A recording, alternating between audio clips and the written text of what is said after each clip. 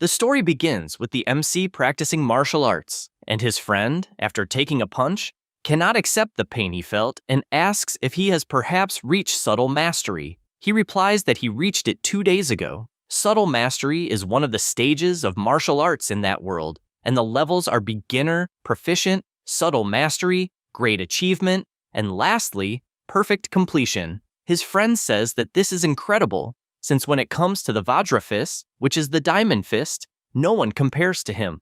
Suhong asks if he rested enough since they need to continue training, but Oolong calls him a training maniac since he does not know how to stay still. He says goodbye to everyone, and the teacher, upon seeing the MC, says that he finally found him since he wants to know about the registration he was going to make for the martial arts course, and why he still has not paid the 30,000 fee. Suhong asks if he can give him a few days, but he replies that unfortunately, he cannot, since even knowing that the family is going through difficulties, rules are rules. The MC continues training and thinks about the registration fee of 30,000. He also remembers that at 3 years old, his parents died in a disaster caused by ferocious beasts. Since then, he has lived with his uncles, and after learning about his talent in martial arts, they dedicated themselves as much as possible to helping him. After all, in that era where beasts roam freely, being a warrior is an extremely high-income profession. He is aware that he is training as much as possible to give them a better life, but he is only making everything more difficult. After some time, he returns to his house, but before opening the door, he hears his uncles talking about the rent and that they want to delay it a little longer so they can help with Su Hong's fee. His aunt suggests even stopping her own medicine since the disease has no cure, but her husband says no, since he will get another job, and she just needs to rest to recover her health. The MC feels bad hearing this. He slaps his own face and opens the door saying he has arrived. His aunt asks if he is exhausted since he arrived very late, and also asks him to rest a little since she will prepare dinner. Su Hong goes to his room and keeps imagining that his uncles have done enough for him, and therefore he needs to solve his own problems. For martial arts practitioners to earn tens of thousands in a few days, there is only one place. The next day, he goes to the underground fighting arena, and the announcer announces that the one responsible for defending the arena will be the Minotaur, and if he wins 4 consecutive fights, he will receive a bonus of 60,000. People speculate about who it could be and believe it must be a rookie. The woman asks him to hype up the place more, but he does not understand how he would do that. She warns that he only needs to use provocations or insults and says that a rookie is a pain because he does not know any of that. The MC immediately shouts that he is invincible and tells the chickens in that place to come at him. The crowd thinks he is arrogant and that he will probably die without even realizing it. Because of that, everyone begins asking for someone to finish off the Minotaur. The MC soon realizes that the underground arena has a heavy thirst for blood, but he knows it is the only way to gather money quickly. At that moment, a fighter climbs into the arena guaranteeing that he will win. Su Hong quickly realizes that the guy's momentum is strong, but his base is weak. In addition, the guy charges without thinking, and he takes advantage of it to use his technique, which lands directly on the guy's chin, throwing him out of the arena. He tells the next one to come up quickly, and the announcer celebrates the Minotaur's victory. Everyone shouts that it was incredible, and another fighter warns that he will not have the same luck. The MC imagines that this time the physique of his opponent is strong and that he will be able to test his Vajra fist. The fighter charges and the two collide their fists, but the MC sees an opening and counterattacks with his other fist. That's because the guy used too much force in the upper part and left his waist full of openings, and it was enough to land a kick that sent the guy flying out of the arena. With this victory, he tells the next one to come up immediately. Meanwhile, at the top of the arena, one of the organizers comments that the MC is not even a quasi-warrior, but his strength surpasses that of an apprentice. He is not so strong nor so weak and is perfect for armed fights. His subordinate asks to let him fight, and he tells him to remember that he must not reveal that he has already been promoted to warrior. Back in the arena, the MC imagines that with his Vajra fist at micro level, it is not difficult to deal with apprentices, and if he wins once more, he will obtain the 60,000 bonus. Suddenly, people shout that it will be the White Fox and ask if the guy is not a quasi-warrior and if that is not cheating. Su-hong becomes worried since it will definitely be difficult, although he cannot lose. The white fox smiles and tells him not to be afraid since he will be gentle. The final fight is then announced and the two launch into the attack. The MC is aware that his level is lower, so he needs to give everything in the first strike, and both collide their fists. However, with this clash, he quickly realizes that the guy is not a quasi-warrior, since he is much stronger, and he becomes concerned because his opponent is definitely a real warrior who deliberately suppressed his bloodlust. The fox releases a bit of his energy and lands his thunder fist directly, which manages to seriously injure the MC. People immediately realize that the explosion was from the thunder fist and that the fight is definitely over. The white fox continues attacking frantically, and the MC defends himself at all costs, since if he receives a direct hit, it will be over, and he needs to find a chance to counterattack. However, one of the blows passes through his guard and hits his face directly, throwing him to the other side of the arena. He thinks this is terrible since his consciousness is fading, until the white fox places his foot on his head, stating that he will not earn a single cent of the bonus, but says that his master is inviting him to join the group because with armed fights, he will have a great future. Therefore, he tells him to think carefully since the price of refusal is something he cannot pay. The MC asks if they really consider themselves warriors by doing that kind of thing, and the guy takes that as a refusal and says he will destroy his dream once and for all. However, before his kick lands, the MC feels an incredible pressure inside his body that makes him dodge the attack. Then, standing up, releasing his aura, he says that he will become a warrior, and therefore he cannot fall in that place. The white fox does not understand how he managed to stand up after receiving his thunder fist. The MC can only imagine that he will become a warrior, and that he cannot let the sacrifice of his uncles be in vain. A future like that is something he could never accept. A system appears asking that for the sake of his family and the beliefs he holds, what is the limit he is willing to give? He replies that he is willing to give everything of himself, with an incredible power coming out of his body. The MC feels as if he were in another place, and to make matters worse, a kind of giant monster is standing in front of him. This being says that he will give him that opportunity, and an aura goes to Su-hong and materializes in the form of a system. His name is displayed along with some attributes, and a mission is active. He finds this curious since it looks more like a touchscreen and decides to click on the Missions tab. Its name is Path of the Arena. He must improve his skills by bringing the Diamond Fist to great achievement and raising the Floating Light Palm and Void Step to subtle mastery. He becomes intrigued since it is a guide for beginners, until suddenly, a punch comes toward him, and he dodges in surprise, also realizing that it is a clone of himself using the Vajra Fist, and that it is even more refined, as standard as the textbooks. He does not want to miss the opportunity to improve and moves to counterattack. However, the clone grabs his arm and makes another movement, making him realize that that opponent is demonstrating how it is done. He receives the blow and steps back from the impact. The MC looks at his system and notices that the progress is at 10% and thinks it is a perfect opportunity to quickly raise the level of his techniques.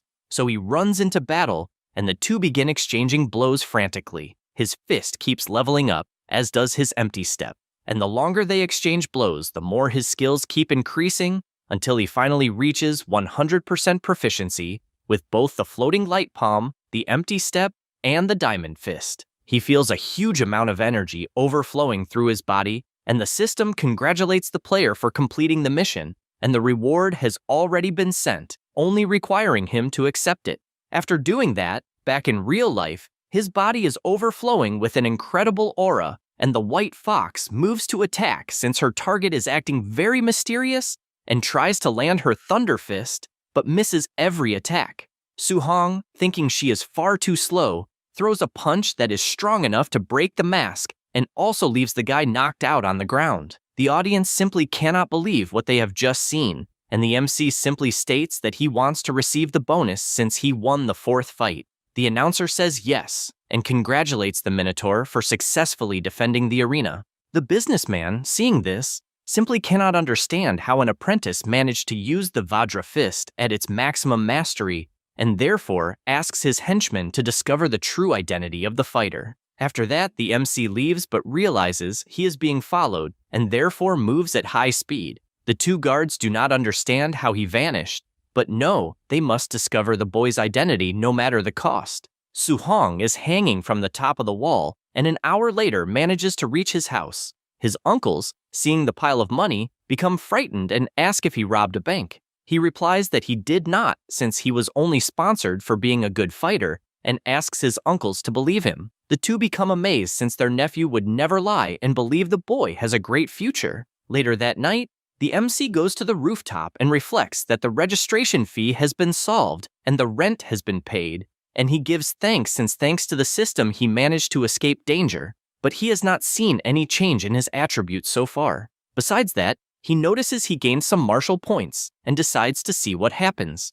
After placing some points into vitality, he feels his body overflowing with an incredible aura, and with that, he realizes he has reached the level of a near warrior. Because of this, he decides to place all the remaining points into vitality, and after doing so, he notices his physique has visibly increased and his wounds have also been healed. As a test, he starts jumping from house to house, since he is filled with incredible vigor, and decides to go to the school's training field since it has a combat power measuring device. After arriving at the location, he walks to the device and concentrates the energy in his fist, and when he realizes he has gathered enough, he throws a precise punch at the machine. However, he begins to sweat cold since the machine simply could not withstand his punch, and he becomes worried that he might have to pay for the damage. To make things worse, someone shouts that they are hearing a noise and Su-hong runs away like a madman. The old man goes to the machine and simply cannot believe that someone broke the school's meter, shouting and guaranteeing that he will teach a lesson to whoever did this when classes begin. The next day, several students are gathered in the gym of the first high school of Xingcheng. The MC, at the back of the line, questions why Chen Shan was beaten. His classmate whispers that they discovered the boy broke the training field's meter and, since he did not admit it, he was punished by the principal. Su-hong sounds cold since he discovered who took the blame. The old man tells everyone to remain silent and says that he invited his comrade in arms, the grade 3 warrior Chentian, and that he will teach the Thunder Fist, which is a rank C technique. The class celebrates since it is the first time they see a grade 3 warrior, and this martial art costs hundreds of thousands in a dojo. The MC reflects that this technique was the one used by the White Fox, and it was indeed a powerful punch. He knows that learning this technique would cost a lot of money, and therefore he needs to take advantage of this opportunity. Chentian warns that he will train it from beginning to end 10 times, and how much they learn depends entirely on them. He positions himself and throws a punch into the air, demonstrating it. At the proficient level, one can produce 3 thunderclaps, and at the micro level, there will be 5 thunderclaps. Then he finishes by showing exactly the level he is currently at. He says that upon reaching perfection, it will be possible to produce 9 thunderclaps, but they should not be ambitious since they are at the beginner level, and anything is profit. All the students begin practicing, and several hours later they are completely exhausted since they made no progress at all. Lu Min, tired, cannot understand how he could learn this since rank C martial arts are extremely difficult, and asks Su-hong if he perhaps learned it, but he finds it strange when he sees that he disappeared. On the other hand, Chen Shan managed to reach the beginner level, and the boy questions how his brain works since he is definitely a genius. The principal says that the boy is the #1 genius of the school and therefore wants to know if there is interest in guiding him. The warrior finds it amusing since in any other city, that level is only acceptable. Then the two go outside, and Chentian admits he wasted his time since the class is very weak. The principal disagrees with this since the students are only beginners, and the man is looking for a top genius. The two continue talking while walking around the school until they are startled when they see the MC overflowing with incredible thunder throughout his body. The warrior shouts that is the 7 thunderclap Thunder Fist, and he never imagined that there would be a specialist of that level in that school.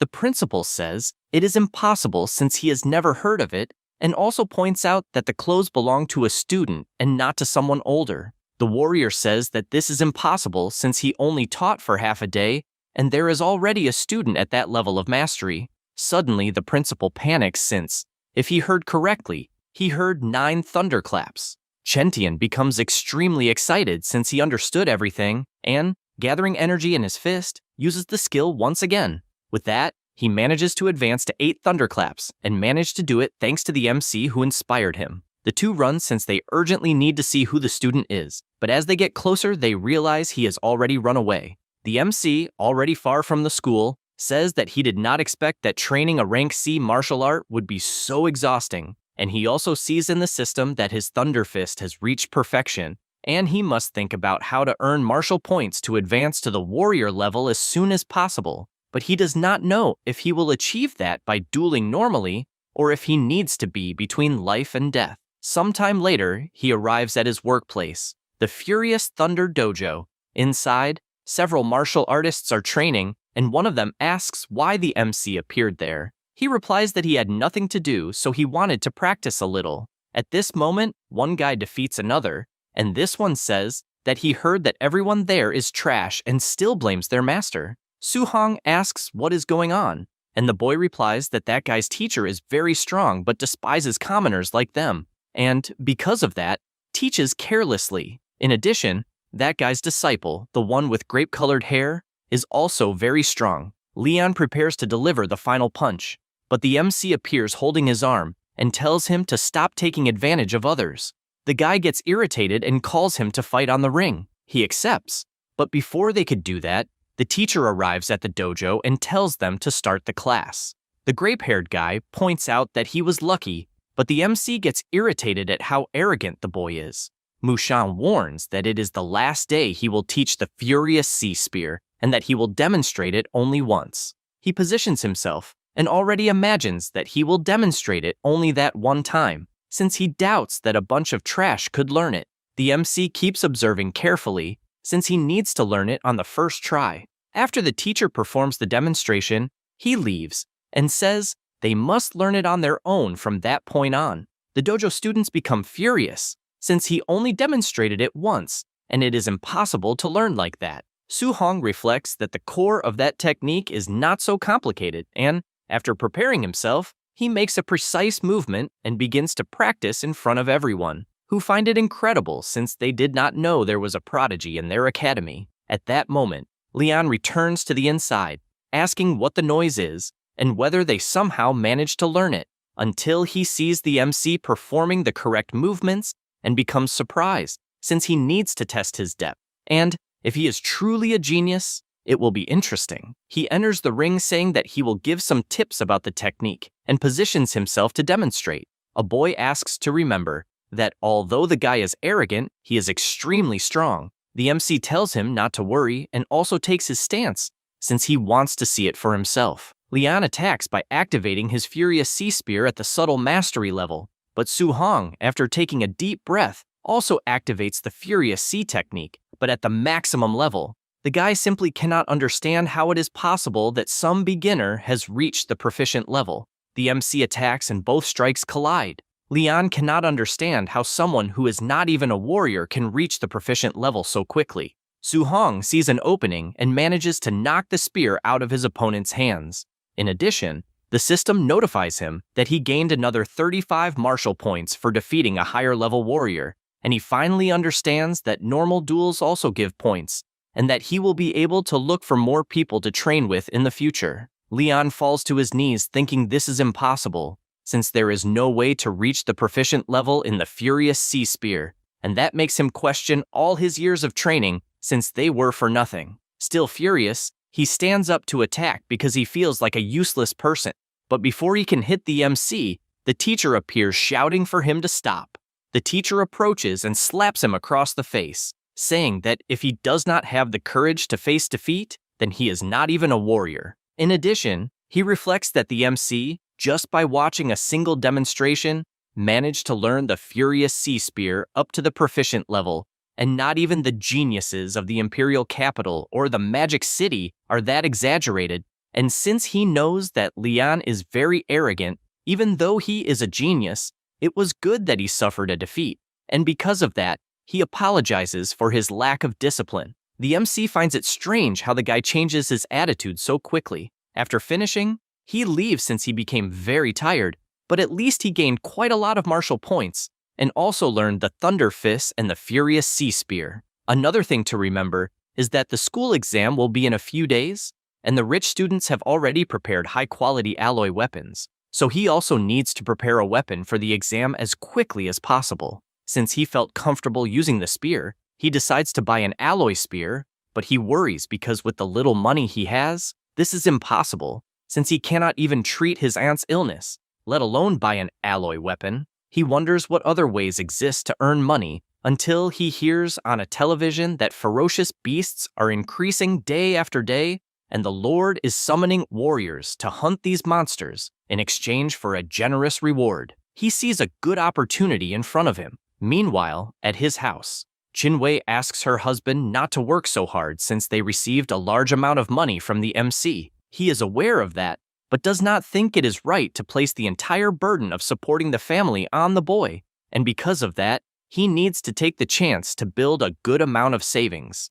At that moment, Su Hong arrives at the house and asks his aunt to leave the work to him, and also tells Muram not to work outside anymore, since he is now managing to earn money and can simply stay taking care of his aunt. The man smiles and tells him not to worry, since he is only earning a few coins to help with the daily expenses, and is not pushing himself at all. Jinwei comments that the MC will spend a lot of money on training in the future, and because of that, they are saving as much as possible. He reflects that his uncles are used to a difficult life, and unless he earns enough money for the rest of their lives, they will not retire. Because of that, he cannot let this opportunity pass, and is determined to receive the reward for hunting the ferocious beasts. Since he knows the wilderness area is dangerous, for safety, he decides to place all of his martial points into vitality. Now he has 95 points, and is only one step away from reaching the warrior level. 2 days later at the school gym, he is exhausted since he pushed himself very hard until he finally managed to bring all his techniques to the perfect rank, and only now, everything is ready for him to leave the city. He goes to the warrior base of Xingcheng and thinks that it is the first time he has visited the place, and before he had only seen it on television, and the warriors who are normally rare to see are everywhere in that place. He reads that ferocious beasts without classification give 300 coins. Initial level beasts give 1,000 coins. Medium level beasts give 3,000. High level beasts give 5,000, and so on. His biggest surprise is that he must cut the monster's left ear as proof, otherwise it will not be counted, and he finds it incredible how primitive it is. A man arrives at the counter asking them to calculate how much it is worth, and the MC believes the bag must be full of ears from ferocious beasts. At that moment, another group arrives ordering everyone to get out of the way, and one of them announces that the young master has arrived. Su Hong becomes intrigued since the clothes and the figure of the man look a bit like the white fox he saw in the underground arena. In addition, people whisper that the young master was beaten badly a few days ago and even disappeared so that no one would see him. The MC looks toward the group and the young master stares back. Su Hong reflects that it is not only the ferocious beasts that are dangerous since humans are as well, and because of that, he must be cautious. He reaches the gate and the instructor asks if someone so young will really go alone, but allows him to pass since ignorant and fearless brats are everywhere. The MC arrives at the forest and confidently says that he will return with a bag full of ears. 2 hours later, still in the forest, he becomes worried since he did not see any beasts and wonders if they are all dead. Because of this, he decides to search deeper, but as soon as he starts running, he runs into a giant wolf. He knows that it is the Black Moon Wolf, a ferocious beast of the initial level. The wolf lets out a roar and charges at him. He dodges the first attack and, gathering energy in his hand, strikes with the Thunder Fist, which sends the wolf flying violently into a tree, to the point that it falls dead on the ground. He finally feels the sensation of fighting a monster, and it is more exciting than he imagined. His conclusion is that he can already kill a level 1 ferocious beast in the initial stage with just one blow, and he does not know how it would be against one in the middle stage. As soon as he says this, a giant furious bear appears behind him, but it is also defeated with just one punch, which makes him realize that level 1 monsters will not be a problem, so he just cannot mess with level 2 ones. He removes the ears and knows he already has 3,000 bonus guaranteed. At that moment, the system informs him that the accumulated Mad Do points are already enough to advance to Warrior and asks him to raise his level as quickly as possible. He becomes happy for finally being able to advance in level until he feels an absurd pressure and wonders what presence that was that he felt, since it is a beast on another level. He runs to see what it is until he reaches the location and gets startled since it is a black jade python, a level 1 ferocious beast in the final stage. The monster hits the warriors who are in the place, throwing them against the rock, and then attacks the MC as well since he was too close. He manages to dodge, but the snake attacks too fast and strikes him with its tail, throwing him far away. He falls beside a body, grabs the spear that was lying there, and stands before the serpent.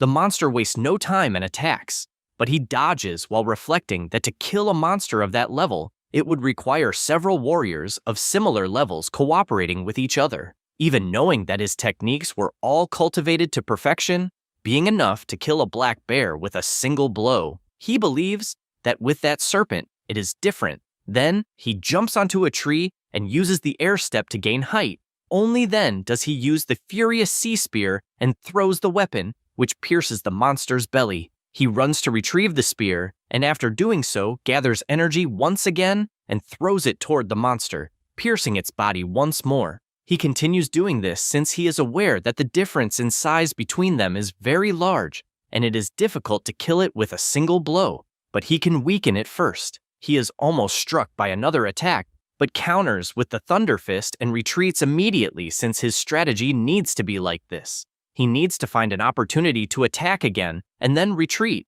but he did not imagine it would be so exhausting. In addition, the snake is also at its limit, so he needs to take advantage of that.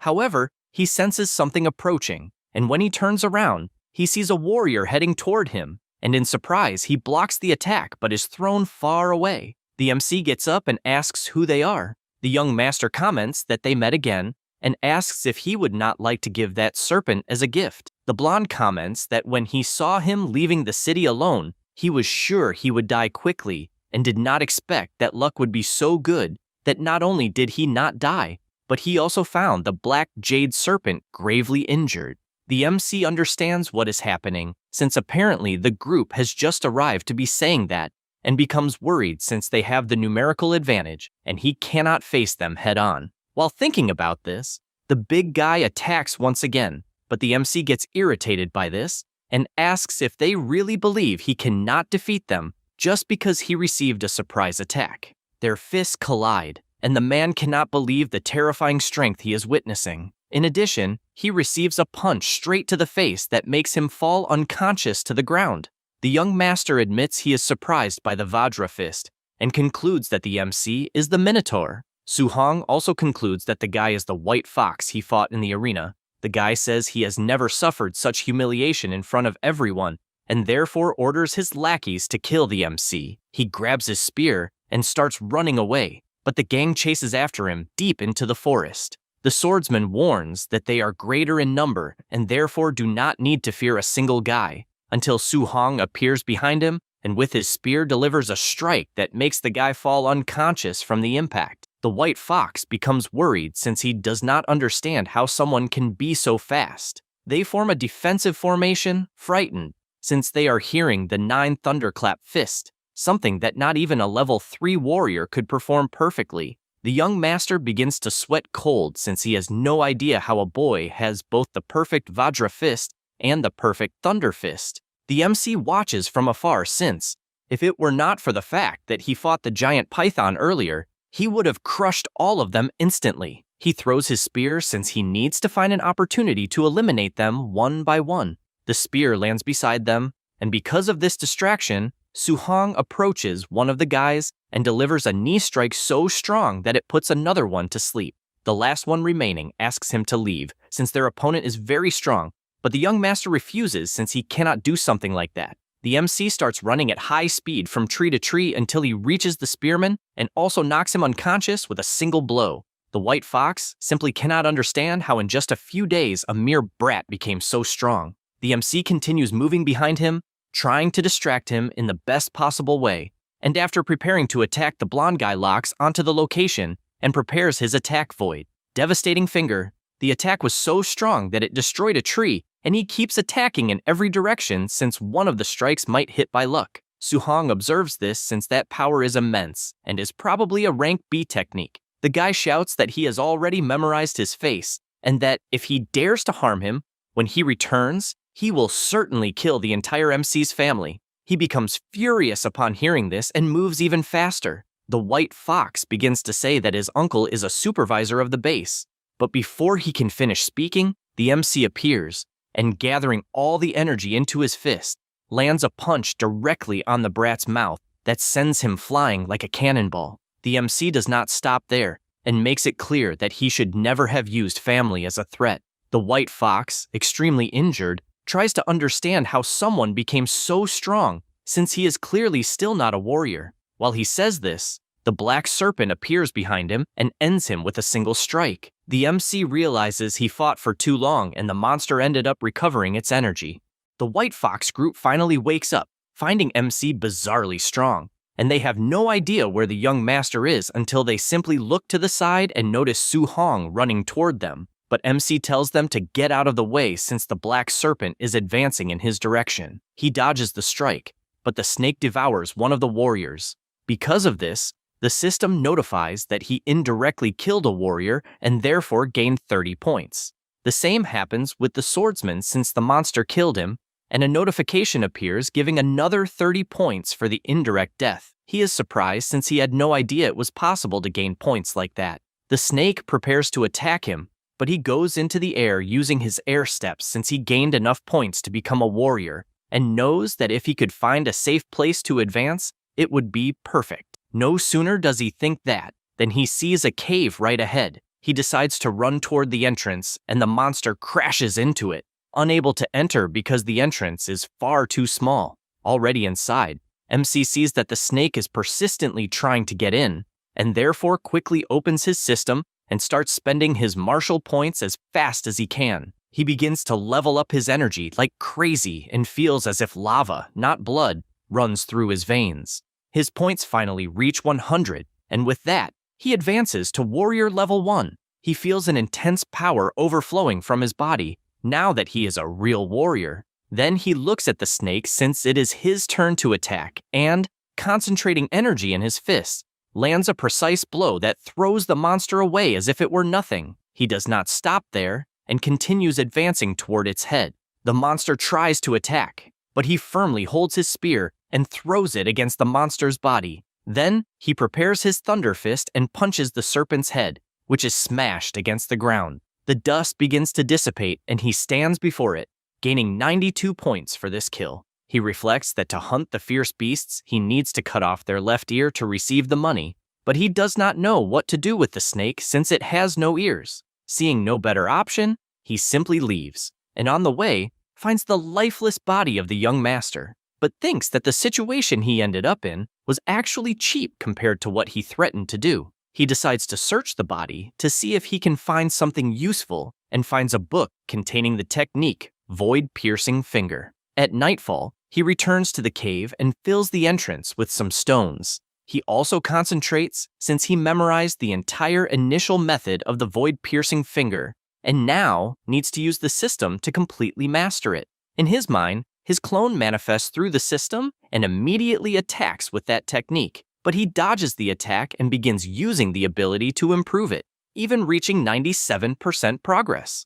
But the moment he learns the technique, he is struck in the head by the ability and the counter is still at 1% at the beginner level. He realizes that it is no wonder it is a rank B technique, since even the beginner level already carries enormous pressure, and he needs to find a monster to test it on. 3 days later, he finds a bear and tests his new technique, which finishes the monster with extreme ease. He finally reaches the perfect level and expected nothing less from a rank B technique and knows it is already time to leave. After returning to the warrior's base, everyone is surprised by the Thunder team since they managed to get a total of 230 from their hunt.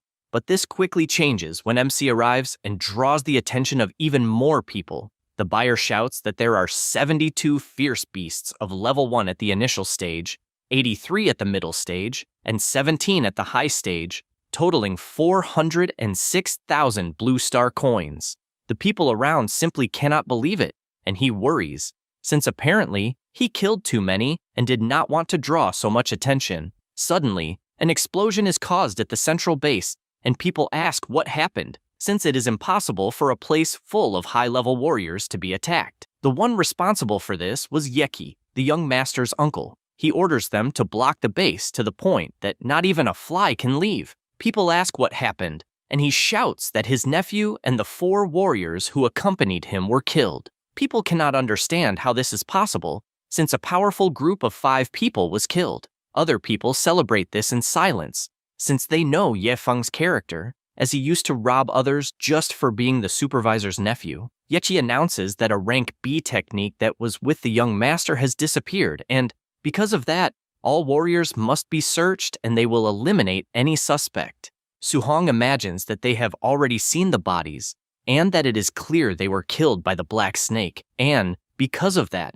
it should not lead to him. However, the supervisor looks in his direction, and he cannot believe it. The team walks toward him, and the supervisor comments that he heard the boy alone killed the equivalent of 400,000 fierce beasts, and that such an ability is impressive. The secretary says that the boy is at most level 1 in the initial stage and would not be able to kill so many monsters, so he must have stolen the young master's backpack. The guards walk toward him, ordering him not to resist, or they will not be gentle. As soon as that is said, the tip of a spear appears in front of their faces. They cannot believe it, since they could not follow the speed at which the spear was drawn. The MC announces that he is a student from the first high school of Xingcheng, and therefore wants to know if they really want to search him. Yet he imagines that the director of that school is famous for protecting his students, so it would not be wise to mess with the boy. However, the suspicions are very great. In addition, he knows that if the MC really hunted the beasts on his own, it means he is an absolute genius, and they cannot make the mistake of offending someone like that, since the loss would be greater than the gain. Because of that, the supervisor approaches and says that the family's secret technique was stolen from his nephew's body, and therefore asks him to cooperate. Su-hong also says that he hopes they will not accuse an innocent person unfairly. The man says that, as compensation for allowing them to search him, he will give 10,000 coins.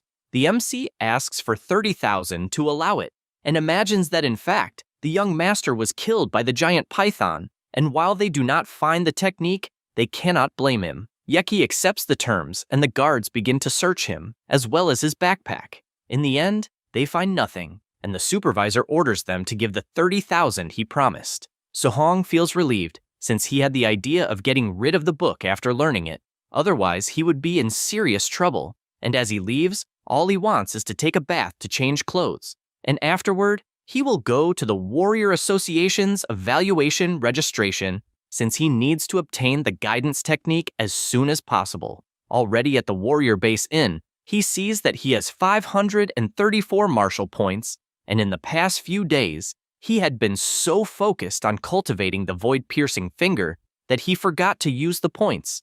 Even though all his techniques are already at the perfect level, he knows that each stage of a warrior requires a certain amount of blood energy, and if he uses all the martial points he has, the energy will go to 53, and a little more than 40 points would still be needed to reach the middle stage. However, the spirit and mortal body attributes have not yet been improved, and he does not even know what their effects are. Because of that, he decides to start increasing the spirit attribute, and even after increasing it a lot, he does not feel any change. On the other hand, when increasing the mortal body, the changes are evident, and because of that, he decides to add a little more. After doing all this, his energy is at 123 points, spirit is at 26 points, and the mortal body is at 36.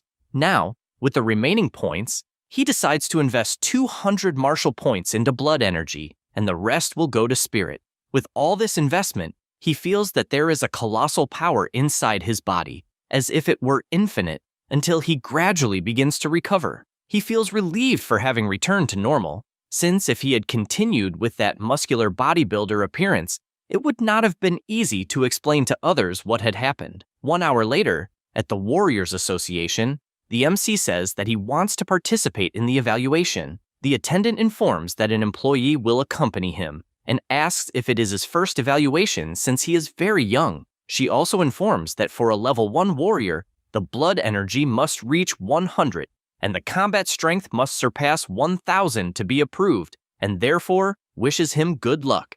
People whisper that the MC is alone without even having a master, and trying to do that at that age is a waste of time. He finally arrives at the place, and right away it is announced that Fanjia has 102 energy points, and his combat strength is 992. Therefore, he was disqualified. Next, it is Liming's turn, who achieved 105 energy points and therefore is approved, only lacking the strength test. The boy positions himself in front of the machine and throws a punch with all his strength, reaching 1763 points, and therefore he is approved. Everyone around comments that they expected nothing less from the disciple of Jiang Ming, from the Furious Thunder Dojo, since all of those disciples are talented. The MC reflects that the Jiang Ming they are talking about is the teacher he met by the nickname Mushan, and as far as he knew, his disciple was Lian, grape-haired, but apparently he has more disciples. The boy announces that it is the MC's turn and imagines that he took the evaluation at that age because he is a genius, and another person who is also at the same age is ridiculous. However, he becomes frightened when he hears people saying that the energy meter must be wrong. That is because he scored 123 points, higher than all the others. Liming tries to calm himself since high blood energy is useless because combat strength is everything. The MC positions himself to take the strength test and keeps imagining that he advanced to warrior and even improved his physique, so he believes that using 40% of his strength is enough. But if he holds back too much, it may be that the combat strength will not reach the minimum required. Therefore, just to be safe, he decides to use 50% of his strength, but when he hits the power machine, it is thrown violently against the wall to the point that everything explodes. Liming simply cannot believe that he sent the strength meter flying with just one punch, and that strength is terrifying, besides not having used any martial technique. To make things worse, the score was 3004, considering that the strength standard of a level 1 warrior at the highest stage is at most 3000, so that number is unimaginable for a warrior at the initial stage. An employee comments to his master that it is the same boy from before and that his strength is simply terrifying. The man, recognizing that it is the Minotaur, says he is not even surprised after already witnessing that strength. Meanwhile, in another place, Linxian, who is the president of the Martial Arts Association, becomes furious upon receiving the news that another genius has appeared in the neighboring city and everyone is bragging about it. And if her own city does not produce more geniuses, it will be a problem. At that moment, an employee appears shouting because a monster has appeared in the warrior evaluation. She is startled, and the man explains that a level 1 warrior at the initial stage sent the machine flying with just one punch and reached 3000 combat points. Meanwhile, in the central hall of the Martial Arts Association, an employee tells the MC that first, he will take him to the second floor to register his warrior identity, and then they will withdraw the allowance. He thanks him, but someone appears saying that it will not be necessary, since she herself will do it personally. The employee cannot believe it, since the president of the association herself will proceed with the next steps. She introduces herself to Su Hong and asks him to follow her. He says that is fine, and imagines that that person is the president of the association, and that, as far as he knows, she is a level 5 warrior, although she is different in person from what he imagined. They go to the office and she asks if by any chance he is a student from the first high school, since the principal was lamenting the other day that the school that year only produced 2 ordinary grade 1 warriors, and in the end, they were hiding a genius of that level. The MC does not know what to say and asks why he is there, since he only wants to register as a warrior to withdraw his allowance and the guidance technique. The president asks him not to worry, since his warrior card and monthly allowance are already in progress because she arranged it. As for the guidance technique, she herself moves on to the matter of teaching and asks how much he knows about this technique specifically. He says that in the books it was said that the spiritual energy of the world is divided into attributes, and that the guidance technique is the method of absorbing this energy to strengthen the body itself, and that to absorb different attributes of energy, it is necessary to have a corresponding guidance technique. Linxian informs him that this information from the book is not wrong,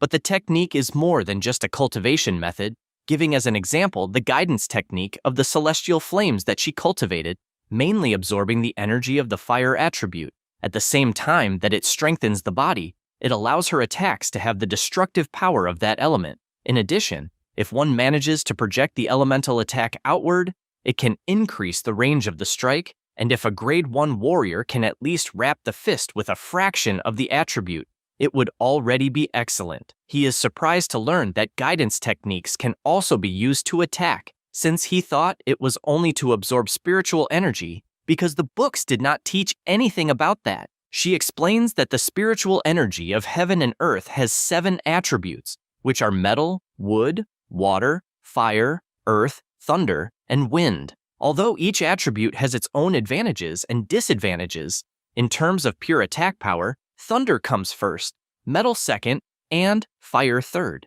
However, the specific type of guidance technique that he will be able to cultivate depends only on affinity. Suhong says he understands, since it is not as if he could train any guidance technique he wanted. She shows the crystal sphere that is used to test affinity, and that the larger the illuminated area is, the greater the affinity. Ordinary warriors have around 20 to 30%. She herself has 80% affinity, which is already considered very high, so she believes that a genius could certainly reach or surpass 90%. He takes the crystal in his hand, thinking that the president is incredible for becoming a level 5 warrior so young and is definitely an absolute genius.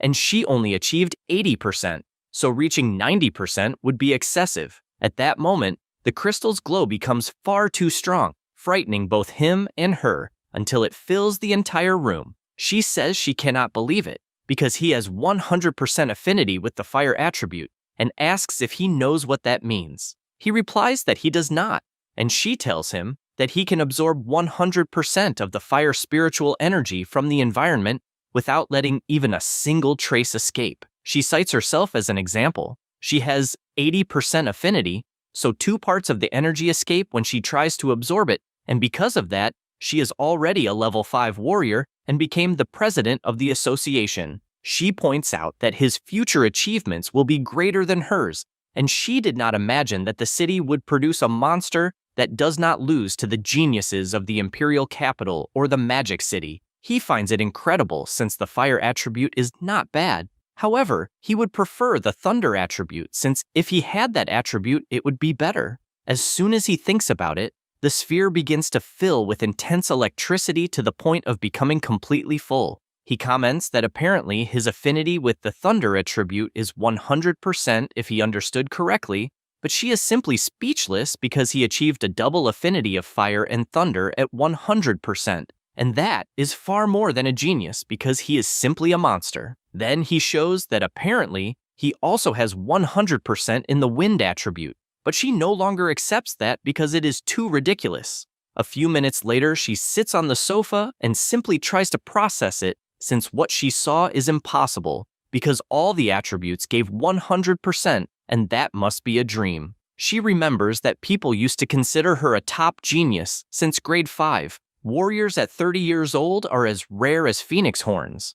But when she faces someone who defies all logic, she realizes that she is just an ordinary person. Only then does she understand that to surpass existences that challenge reason, other equally extraordinary existences are necessary. She believes that she has found that kind of person. Meanwhile, MC keeps imagining that he achieved 100% in all 7 attributes, and that if he focuses only on thunder, abandoning the other 6, it would be a total waste. Because of that, he asks the president if she could give him the guidance techniques of the 7 attributes at once. She explains that a person's energy is limited, and no matter how great the talent is, it is better to focus on only 1 or 2 types. In the past, there were people who tried to cultivate 7 guidance techniques at the same time, and after decades, they were still only a grade 1 warrior. He says that he understands and that he only asked that because he could not decide, so he wanted to test each one before choosing which one he will follow. She says that it is fine, but asks him not to do anything foolish by wasting his talent for nothing. Then she comments that his school's monthly exam is approaching. He says yes, and questions her sudden interest in that. The president answers that recently the conflicts in the battlefield of the heavens are becoming intense. A great war between the thousands of races and humanity could break out at any moment, and because of that, the countries are investing in the geniuses that are appearing, and she wanted to recommend him. Therefore, if he manages to get first place in the school's monthly exam, she will be able to give a recommendation spot. He thinks about it and imagines that in the war 10 years ago, he was just a child and lost all his relatives except his uncles, so he answers that he will do his best. That is because he is determined that he will never allow that tragedy to happen to his uncles, and he will become strong to protect them no matter the cost. Later that night, in his house, he tells his uncles that he officially became a warrior, and they become emotional since they expected nothing less from their nephew. Soo-hong says that he will receive a monthly allowance of 10,000, and because of that, his uncle no longer needs to work so exhaustingly. The old man says that everything is fine since now, apparently the boy is the pillar of the house, and because of that, he will do whatever he wants. All Soo-hong imagines is that he wants to see the two of them living peacefully since from that moment on, he will support the family. Later that night, he continues concentrating energy, and after accumulating enough, he tests his strike, but soon returns to normal. He imagines it seems like a beginner-level technique, but does not know why he does not feel any power even with the guidance technique. He looks at the system and sees that there is a guidance technique tab, and apparently he has learned it since it only appeared now. He notices that the Celestial Flame guidance technique is at 5% of level 1, and he did not know they could level up since the president did not mention this, and he believes that if levels really existed, she would definitely have mentioned it. He concludes that this means the levels of the ability can only be raised by him and no one else, and he finds that incredible. He tries to see how to raise the level of the guidance technique and whether it uses martial points the same way as the other techniques. However, the system reports that there are not enough martial points, and he thinks it is better to first cultivate the remaining techniques and then find a way to gain more points. He continues cultivating, and several hours later, he unlocks the Thunder, Water, Earth, and Wind Guidance Arts Level 1. He realizes that all 7 types of spiritual energy are repelling each other, and it is no wonder that the president said that the genius in the past who trained the 7 types of guidance techniques was still a grade 1 warrior even after decades. He realizes that although the 7 types of energy exist inside the body, he can only use one attribute at a time. If he tries to use a second attribute by force, the 2 attributes will violently repel each other and will end up disappearing. The natures of thunder and fire are very close, and he wonders if they truly cannot be fused. The power begins to get out of control when doing this, but he keeps trying at all costs. The next day at dawn, he decides to go just a little further and tries at all costs to make these powers fuse until he finally succeeds and feels relieved since it took the entire night to do it. And his next step is to go somewhere to test it. Soo-hong goes to the martial combat plaza of the citizens of Xingcheng. This time, he will try on a level 3 strength meter because that way he will not break it. He punches using the power of thunder, and this time, he will use 30% of his strength since last time. He used 50% and it gave 3,000 power points. Now the result went past 2,300, and as far as he knows, it should have been around 1,800, but it increased by 500 points.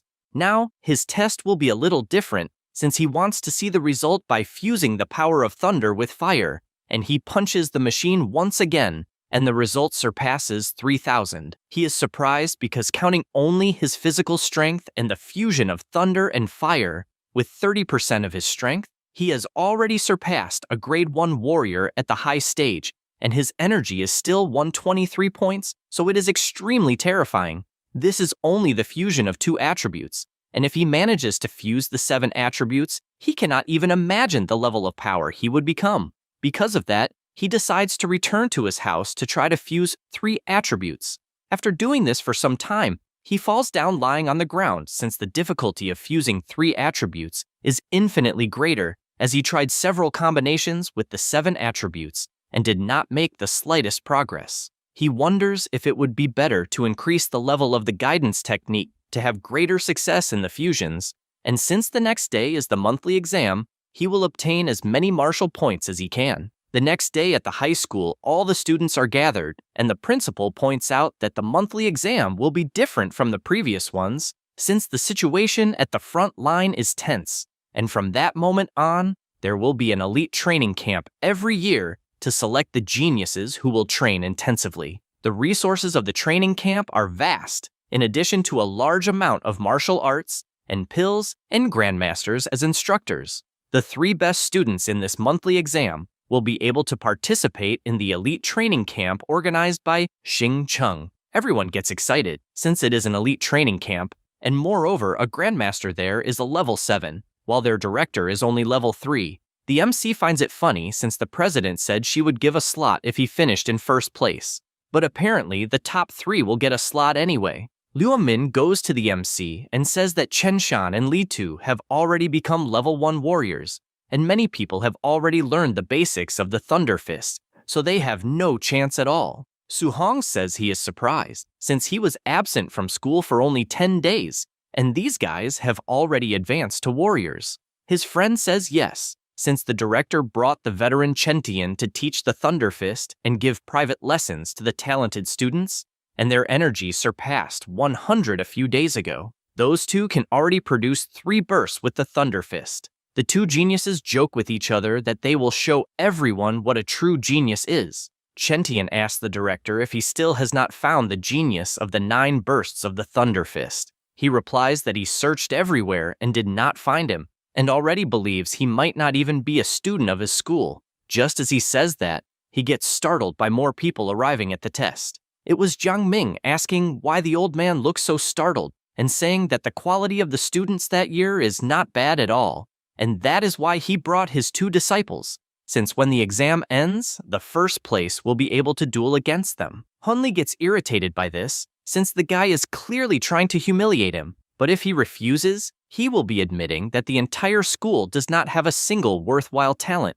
Jiang Ming then comments that, obviously, the quality of the students seems quite poor, and that if they want to refuse, there will be no problem. Chen Tian interrupts and asks if he is really looking for a fight on purpose. At that moment, Lian warns his master that something is wrong and tells him to look ahead, since he saw the MC among the students. Jiang Ming looks at the group and is shocked to see that Su Hong is really among the students. He begins to sweat coldly, since he never imagined that a monster would be studying at the first school and thinks it is a disaster, since he is definitely strong enough to defeat his 2 disciples without difficulty, and he himself would be the one embarrassed. Because of that, he suddenly changes his tone and asks them not to be angry, saying he was only joking, since his 2 useless disciples could never keep up with their students.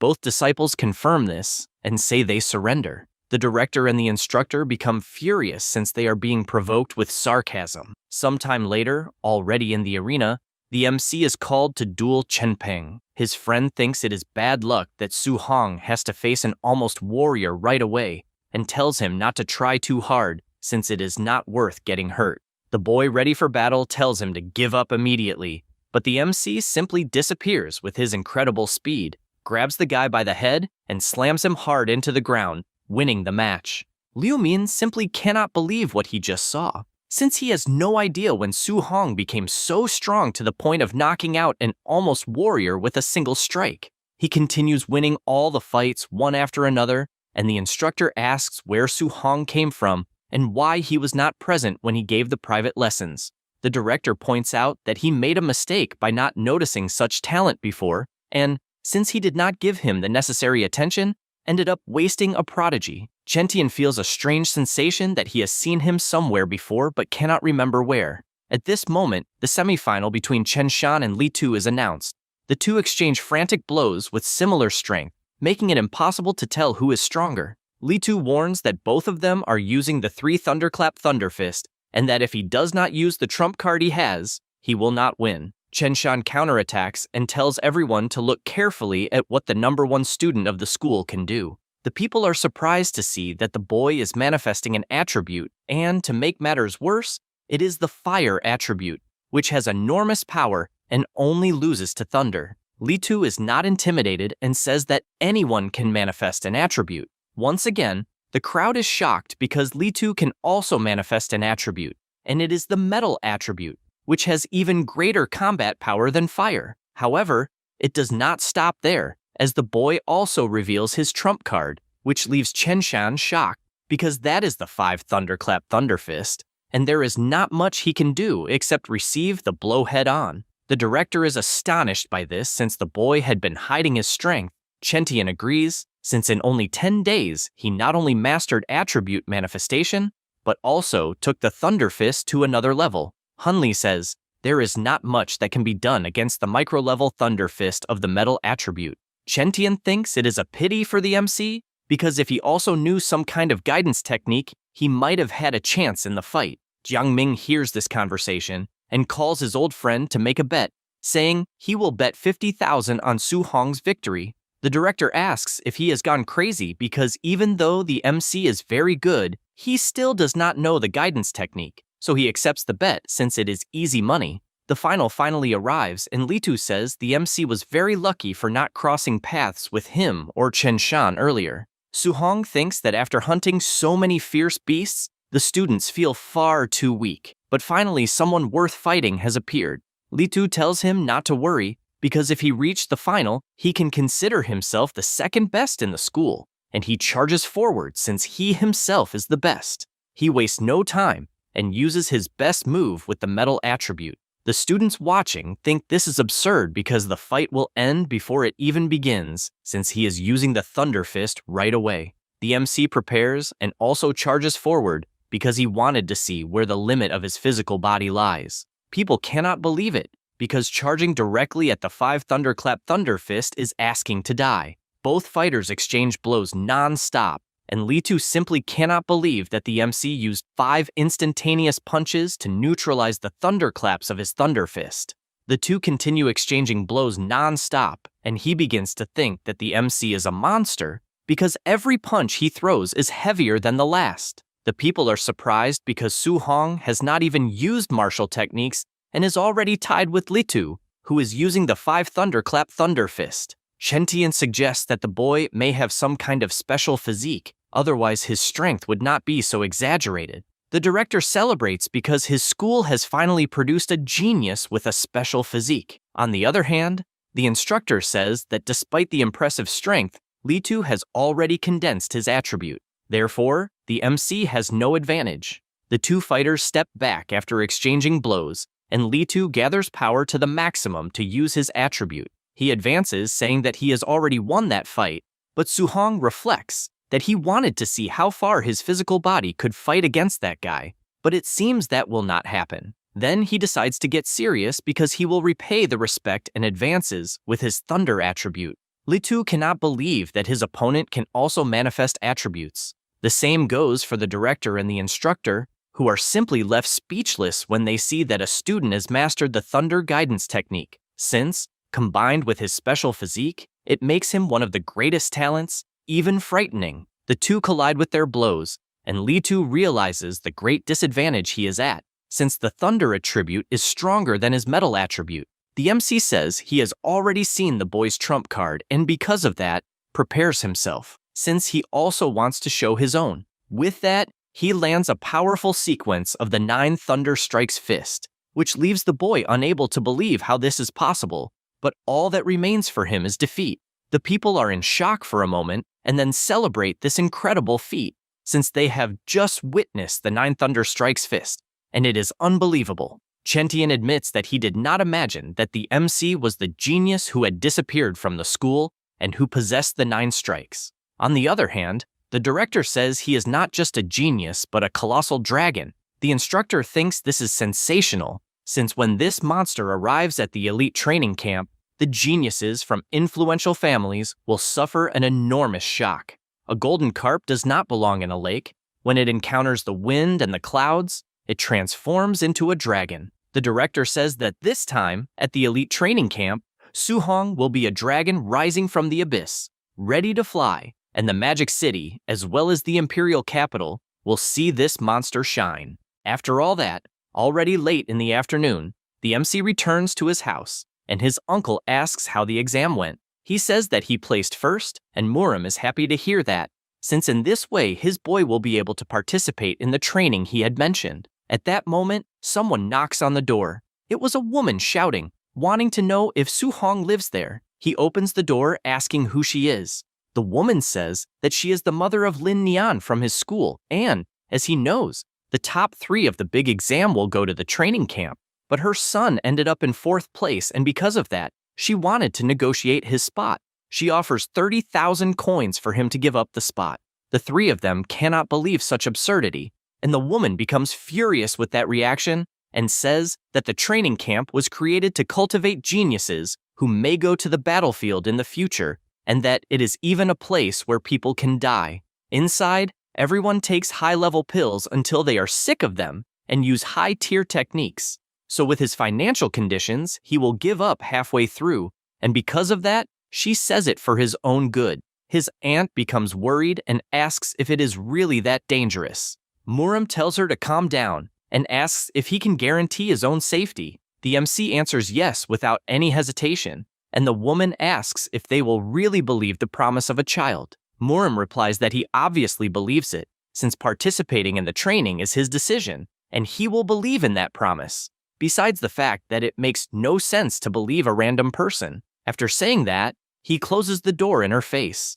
The woman becomes furious and tells them to wait for elimination at the training camp. Inside, Su-hong comments that he did not hide the danger out of malice, but his uncle says that it is not a problem since he is aware that his nephew studied a lot and understands the training camp better than anyone, and since he has determination, he will face all difficulties. Chin-wei finds that funny and tells them not to get excited since they only need the boy's safety. The MC guarantees that he will stay safe. Later that same night, he goes to the rooftop and imagines that he cannot let his uncle and aunt worry, and because of that, he will never disappoint their expectations. He opens his system and sees that he gained a total of 285 martial points in the more than 10 fights he had in the monthly exam, but it is still not enough. He also does not know which high-level techniques or trump cards the twins at the training camp possess, and, to face them, he will prioritize increasing the strength of his physical body. He puts his points into mortal body until it reaches 64%, and he wonders what will happen when it reaches 100% and whether he will obtain some special physique. Another thing that catches his attention is that the guidance techniques went to level 2, and he does not even know when. That is strange since he only cultivated them for a few days and did nothing else, and he wonders if there are extra conditions for the level to increase. Because of that, he decides that he will try to raise the level once more. The next day at dawn, his guidance techniques advance to level 3, and not only that, but his blood energy also increases by 3 points, and that is a pleasant surprise. Outside, he says goodbye to his uncles, and the two try to motivate him once again, asking him to return home with another first place in his pocket. After saying goodbye, Chin-wei finds it funny that her husband always speaks while trembling with worry, even while disguising it, and he says that he cannot help it since he does not want his nephew to worry. Su-hong continues walking until he looks to the side, and the president of the association appears in a car, doing a drift, and tells him to get in. They head to the track, and the MC, curious, asks what the president wants with him. Lingxian says that there are some things to warn about regarding the training camp, since, as the president of the association, she had access to the data of some participants. So, from what she learned, among the warriors, there are some monsters who are already level 1 warriors at the high stage and are not far from level 2. In addition, the techniques they possess are at least rank B. The MC is surprised, since a level 2 warrior needs 200 energy points, and apparently, there are already people in the class who are not far from that. Despite that, he is not afraid of rank B techniques, since with his system space he can learn any of them quickly, even rank B ones. She reveals that he is the greatest talent she has ever seen in her life, without exceptions, but he lacks the same resources as the others, and, because of that, even if he suffers some setbacks in the training camp, he will definitely surpass them. He thanks her for such confidence. She is surprised, since even knowing that his blood energy and techniques are inferior to those of the others, he remains extremely calm, and apparently she does not need to worry about his mental state. After that, in the school car passing through the Tianlin mountain range, the two boys are startled when they find out where it will be, since it is a place where many ferocious beasts gather. The director asks them not to worry, since the training camp has a grandmaster watching over it, and, in general, there will be no risk of death. The MC thinks about that mountain range and that it is gigantic and crosses several cities such as Xingcheng and Yangcheng. Not only is the spiritual energy dense and the ferocious beasts numerous, but there are even beast kings in that place who are comparable to a level 7 grandmaster. The competition among the ferocious beasts is extremely cruel, and even if it is only a level 1 ferocious beast, its ferocity far surpasses that of beasts in other places, to the point that ordinary level 2 warriors would not dare to step into that place easily. They keep entering the forest, and a huge number of monsters appear all the time. They feel that something is watching them, and they wonder if the beasts might attack without warning. Su-hong imagines that the training camp competition will probably be as cruel as the massacre among the beasts, and for some reason, he is liking that feeling. After some time, they arrive at the camp, and Li Tu says that he is curious to know the level of strength of the people present. The warriors stare at them and leave both completely intimidated, except for the MC, who does not lose any of his confidence and tells the two to keep moving forward. An instructor at the site tells them to wait until everyone arrives to begin the admission test. At that moment, someone shouts that a certain group has arrived, and when they look back, they see several cars arriving at the place. People step out of them, and everyone comments that the goddess Xiaoyan is so cool and beautiful that it is enviable. There is also Xinghe from the Lin family, who they heard is already a level 2 warrior. Lastly, the son of the city lord, Tiantuo, is considered a barbarian god who has 95% affinity with fire, in addition to a special physique. They pass through the middle of the crowd until the MC notices their presence and finds it interesting, since they are 3 elite geniuses that the president mentioned, and he is eager to see how genius they really are. The instructor announces that everyone has arrived, and therefore he will announce the rules of the admission test. The training camp is located inside the Tianlin mountain range, 30 kilometers from that camp. They will insert medallions inside some ferocious beasts, and they need to carry a medallion to enter the training camp. They will have to travel 30 kilometers in 8 hours, and once they enter the mountain range, it is not known what kind of high-level beasts they will encounter, and in the worst case, they may die. Su-hong cannot believe he will have 8 hours, since it is too simple, and he will have plenty of time to kill as many beasts as possible to gain martial points. One of the warriors asks what he should do if he encounters a beast many levels above him. An instructor says that if he is unlucky, he will be eliminated, but someone will be there to rescue their lives. Everyone becomes upset, thinking this is unfair, since most likely the strong will be eliminated while the weak will pass by luck, since it depends solely on that.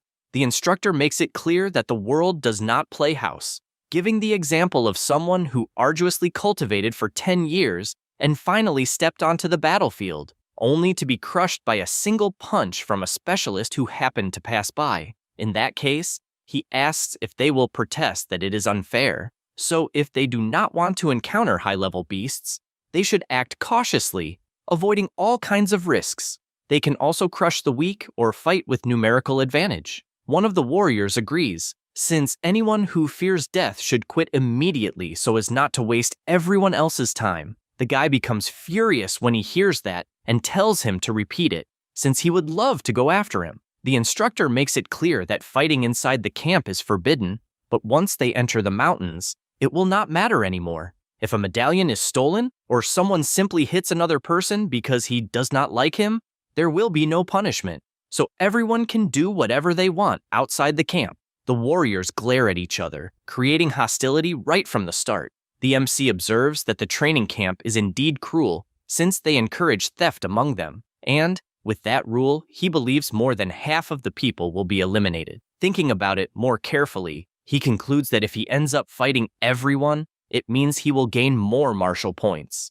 The instructor tells them to stop the nonsense talk since the test is about to begin, and orders everyone to leave the camp. Immediately, they run to the gate and head into the forest. The two warriors, who were provoking each other, continue fighting even on the way, until they prepare their fists and start exchanging frantic blows without stopping for a moment. The MC watches from the top of a tree, since he wanted to take the chance to see the combat power of the famous twins.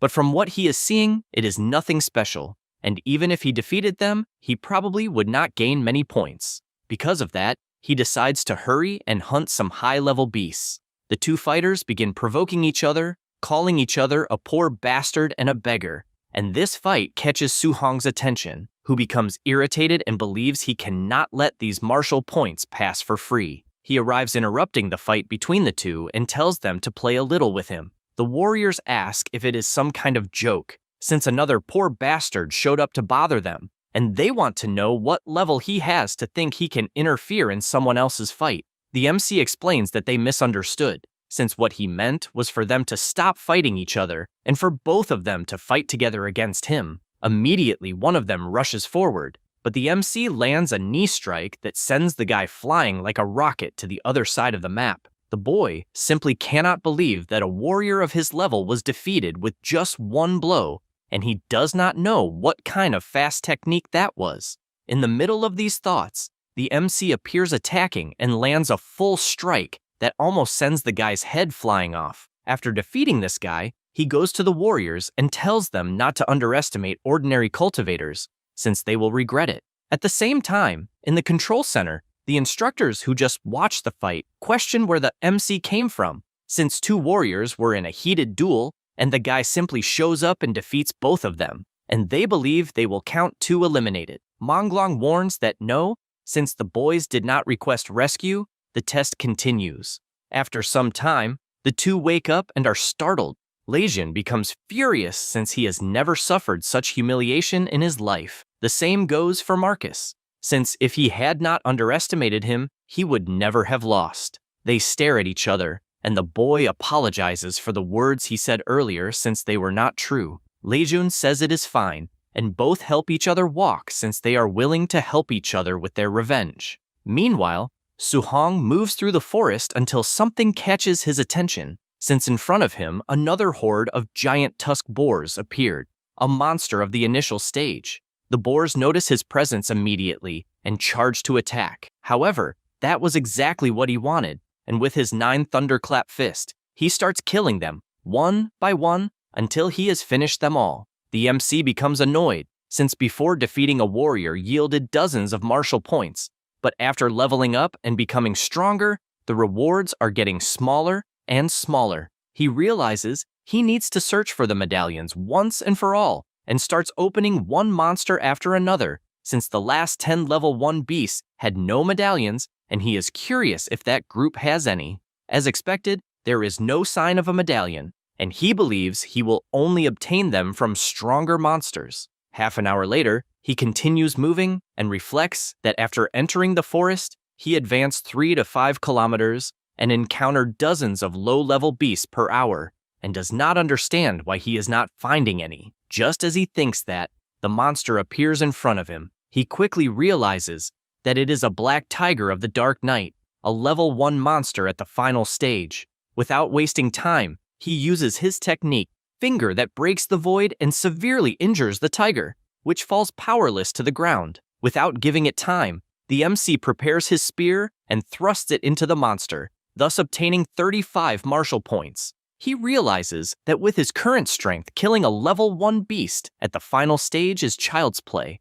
and while searching the monster, he hopes it at least has a medallion. Luckily, he obtains one since he imagined that high-level monsters would have them, and it took him 3 hours to find that medallion. This makes him reflect that he found initial stage monsters everywhere, but encountering that tiger took much longer, and apparently the deeper he went into the mountain range, the higher the level of the beasts, but the smaller their number. Although the black tiger yields more martial points, he only ends up finding one every half hour. So if he decides to hunt low-level beasts on the outskirts of the mountain range, he will end up gaining more points in the same amount of time. So instead of focusing on quality, he thinks it is better to focus on quantity. Since there are still 5 hours left until the end of the test, he decides that he will gather enough martial points to complete the progress of his mortal body. He carries out a massacre with the monsters, leaving none behind that he finds along the way. From time to time, some stronger ones appear,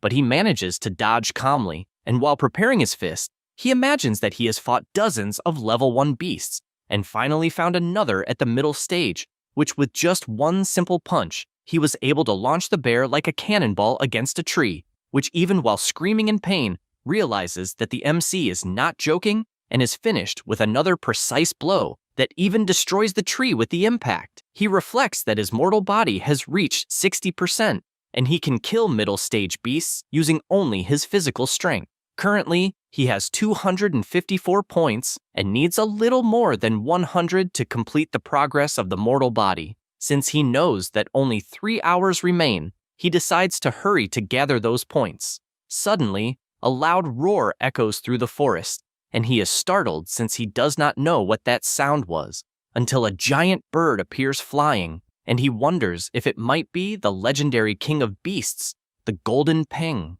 The monster flaps its wings, causing a colossal windstorm that leaves the MC surprised, since the power of a king of beasts is truly overwhelming. Some trees are destroyed, and the MC tries to protect himself, imagining what kind of ferocious beast that is. He admits that recently he had been a little arrogant regarding his own strength, but facing that top-tier monster, he realizes he is nothing more than an ant. Only then something catches his attention when he sees someone approaching the monster while flying. This is the level 7 Grandmaster, Tianli, who tells the King of Beasts that he borrowed that territory and therefore does not know what the monster is doing there. Peng, who is the golden bird, replies that he never said he would lend it to anyone. The Grandmaster makes it clear that he will have to beat the bird until it agrees and lands a direct punch that makes Peng scream from the impact. He tells it to stop making noise and begins unleashing a huge combo across the monster's entire body. Then, he once again tells the King of Birds to get out of that place since the territory is being used by him. The monster, even though furious, flies away but warns that it will get revenge someday. Tianli takes a deep breath and shouts to everyone in the forest that he is the level 7 Grandmaster responsible for taking care of the camp and therefore they do not need to panic since the test continues. The MC is surprised since that is the power of someone at level 7, but he knows that sooner or later, he will have to reach that level. Tianli returns to the camp and comments to the supervisors that he only borrowed the territory from the Golden Wing Peng and believed it would be easier if the monster had simply accepted it, but in the end, he had to beat it up. Baimu, who is a level 5 warrior, says he expected nothing less from a Grandmaster since he is as strong as the rumors say. Lins, who is also a level 5 warrior, agrees since the King of Beasts, who is famous for having an indestructible body, was subdued without mercy. Tianli tells them to stop the flattery and orders them to follow him to the monitoring room since he wants to see who managed to withstand the pressure of the King of Beasts. After arriving in the monitoring room, the assistants say that those are the monitoring recordings, and most of the students cannot move under the pressure of the bird. The old man sees that a genius killed a group of black tigers at the final stage and still resisted the pressure of Peng with ease, so he wants to know his name. His assistant says his name is Tian Tuu, level 1 at the final stage. He has 340 energy and a 95% affinity with fire. He possesses the special physique barbarian god body and has superhuman strength besides being the son of the city lord. The Grandmaster recalls that the city lord treated having children like a lottery and even had more than 100 until finally one turned out well. Then he asks about another boy he saw managing to escape the pressure of the King of Beasts using a refined movement technique. Baimu explains that he is Xinghe. He is at level 1 in the final stage. He has 325 energy and 96% affinity with wind, besides being from the Xingcheng family. Lastly, he notices a girl with enormous mental power, since she managed to use her mental strength to nullify Peng's pressure. She explains that she is Xiaoyan.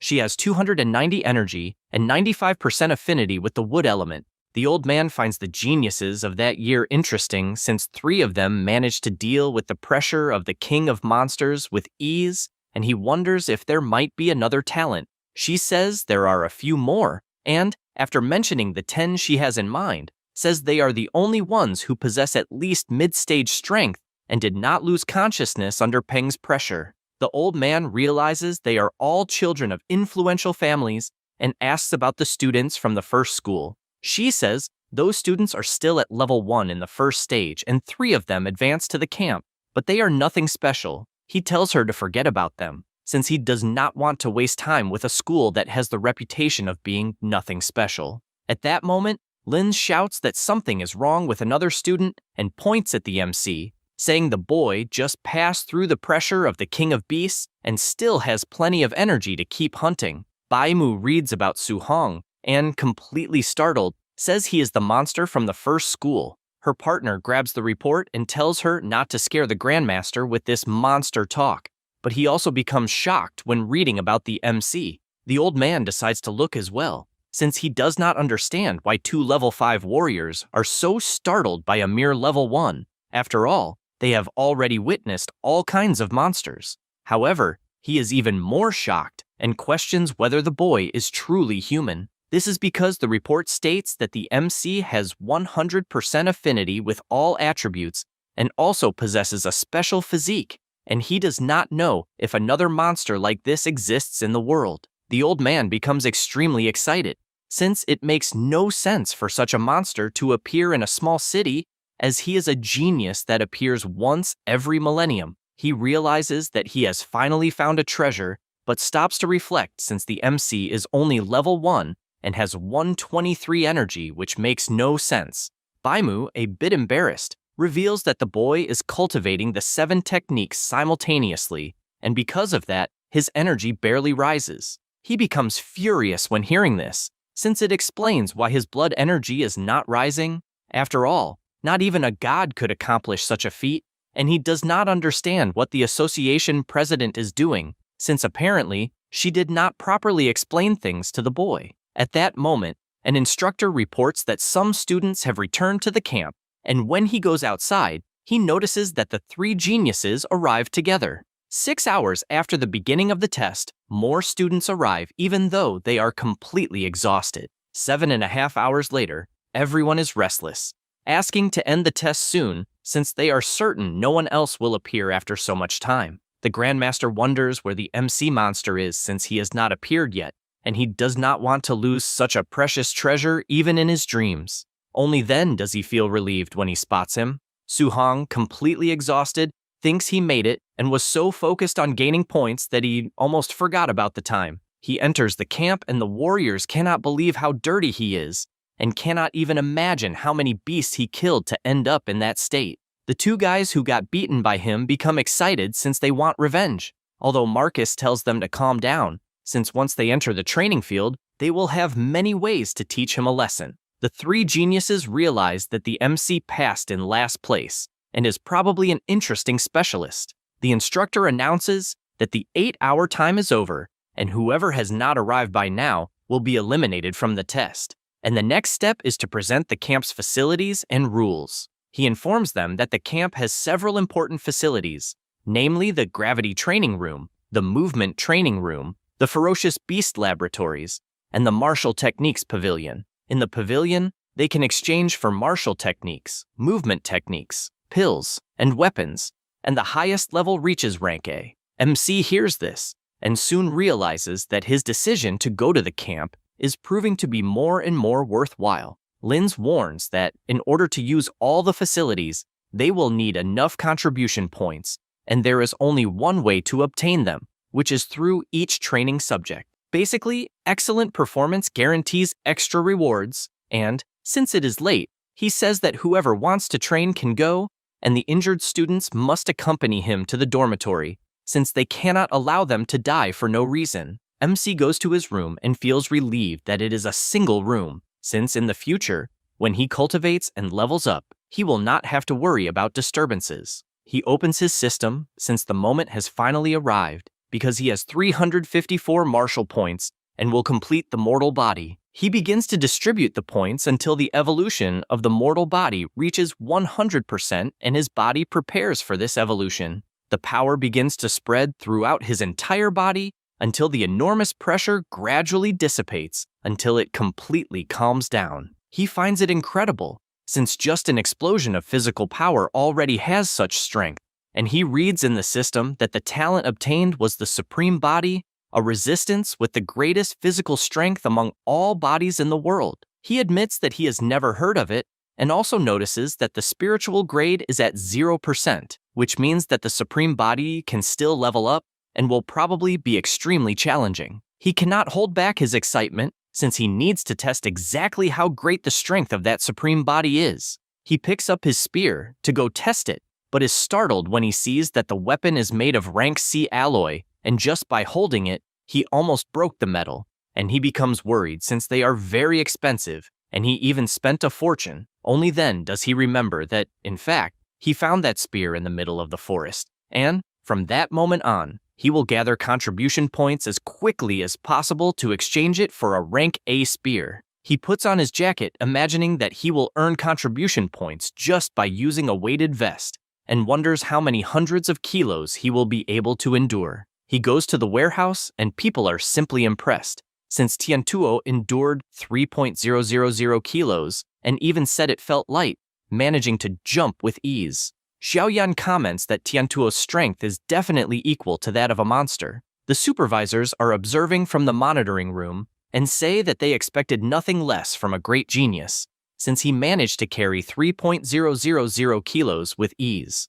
Baimu, intrigued, asks when they will speak in detail with MC about him cultivating 7 guidance techniques simultaneously. The old man says they cannot be so direct, since geniuses have strong pride, and speaking directly will only cause the opposite effect, and they will have to use some methods to make the boy give up on his own. Then, he asks if the warriors organized for the night attack have already gathered. His assistant says it will take some time, since organizing people to match the strength of each student is a bit complicated, and excited, says that they have just finished the test and must have their guard down, and when they suffer a surprise night attack, they will fall into despair. The old man agrees and orders them to prepare a level 1 warrior in the final stage for MC, since he wants to see the boy crushed and defeated before explaining the disadvantages of cultivating 7 techniques at the same time. His assistants are shocked by this, since the blood energy of a level 1 warrior in the final stage exceeds 400 points,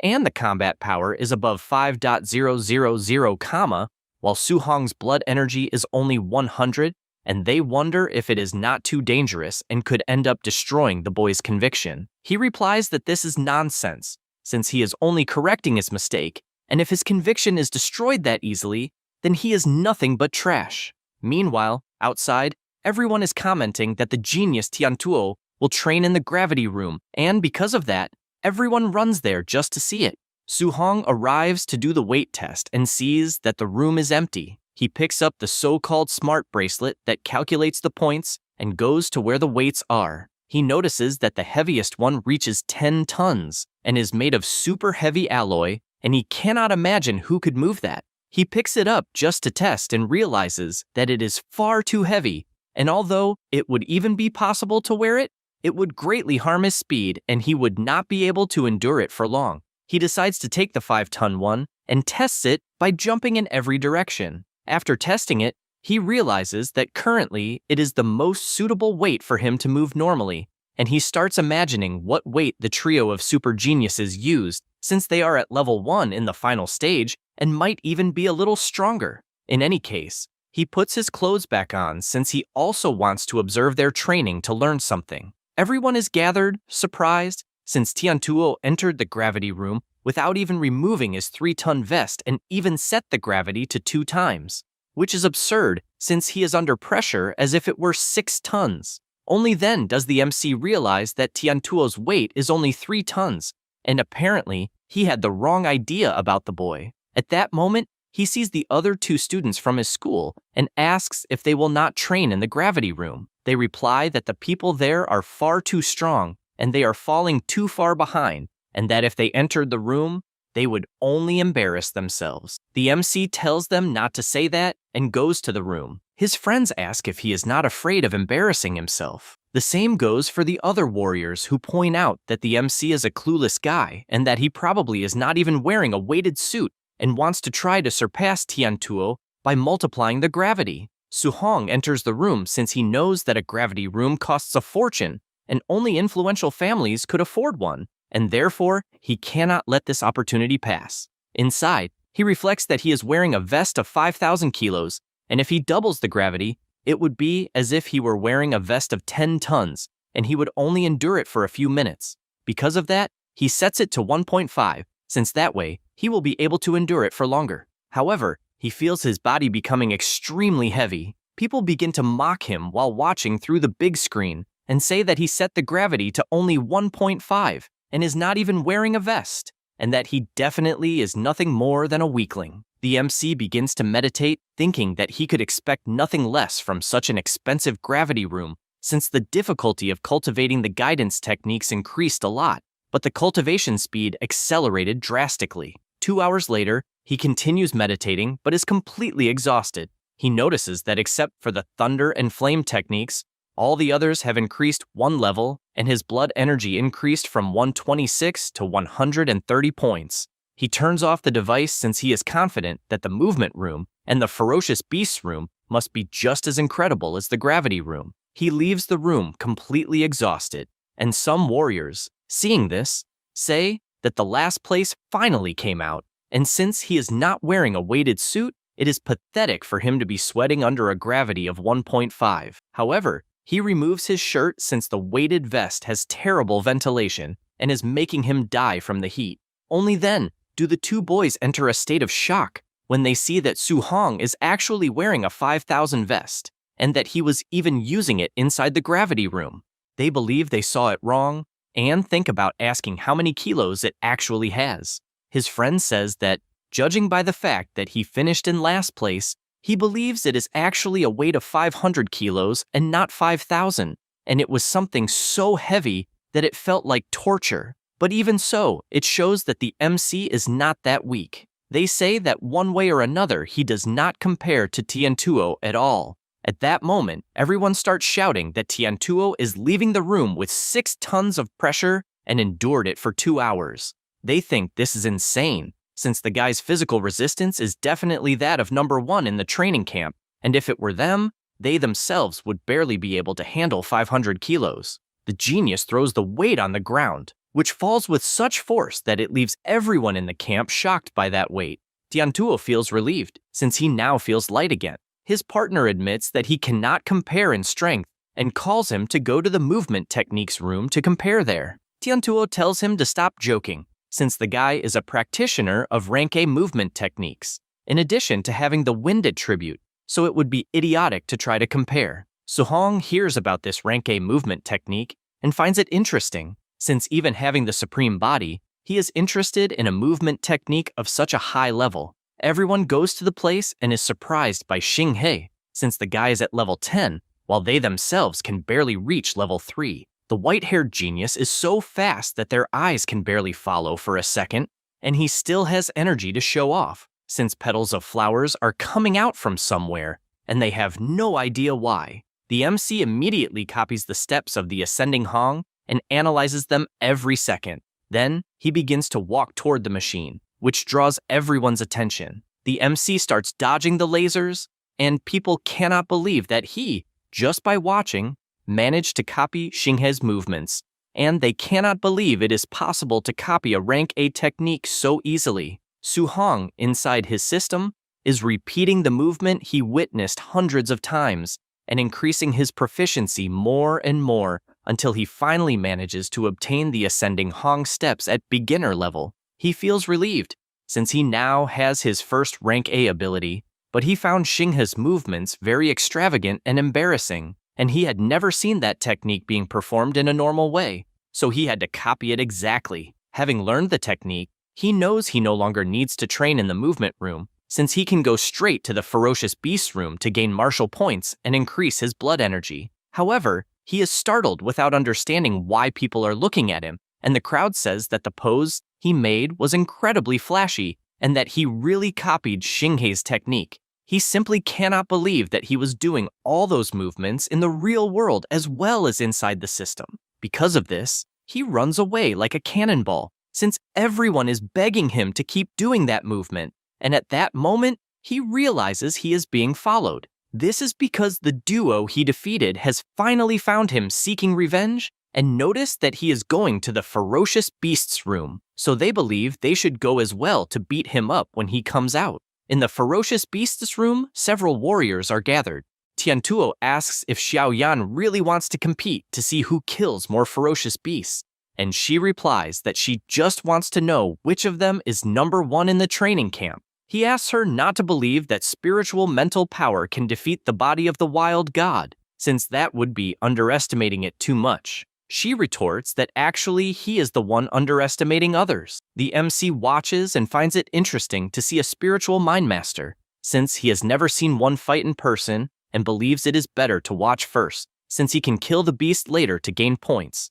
On the big screen, he sees her flying, and this surprises Su Hong, since techniques that allow walking in the air are only used by great masters, and now he understands her specialty. She gathers energy in her hand and fires countless lasers that finish off all the supreme level beasts, and the MC finds this incredible, since in moments she killed 3 black tigers of level 1 at the maximum stage. But he is curious about those rays of light.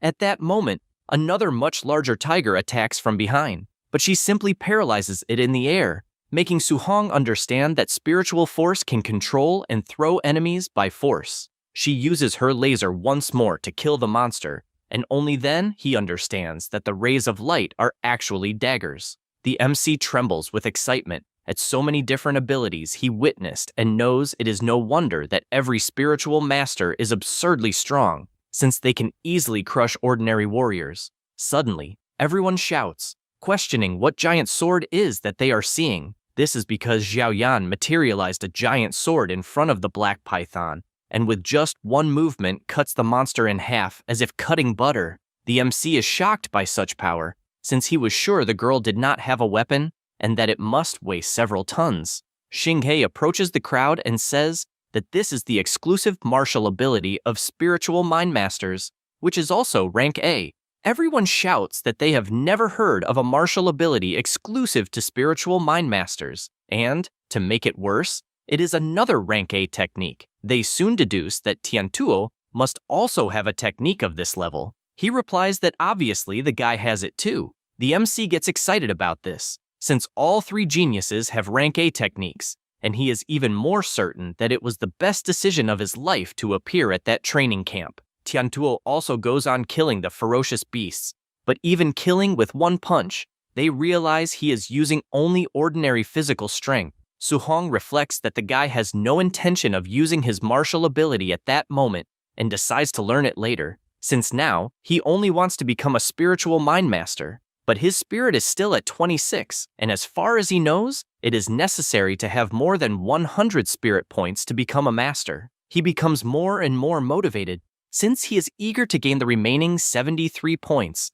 and will kill as many monsters as possible. The duo of bullies seeking revenge sees the MC entering the monsters room and decides to follow, since no one is paying attention because they are focused on Tiantuo's screen, and it is the perfect chance to beat the MC. However, they are shocked, since in the room where Su Hong is, he is doing something impossible to imagine. The boys ask if he really wants to kill himself, since he is challenging a dozen ferocious beasts at the same time, and all of them are at the upper stage of level 1.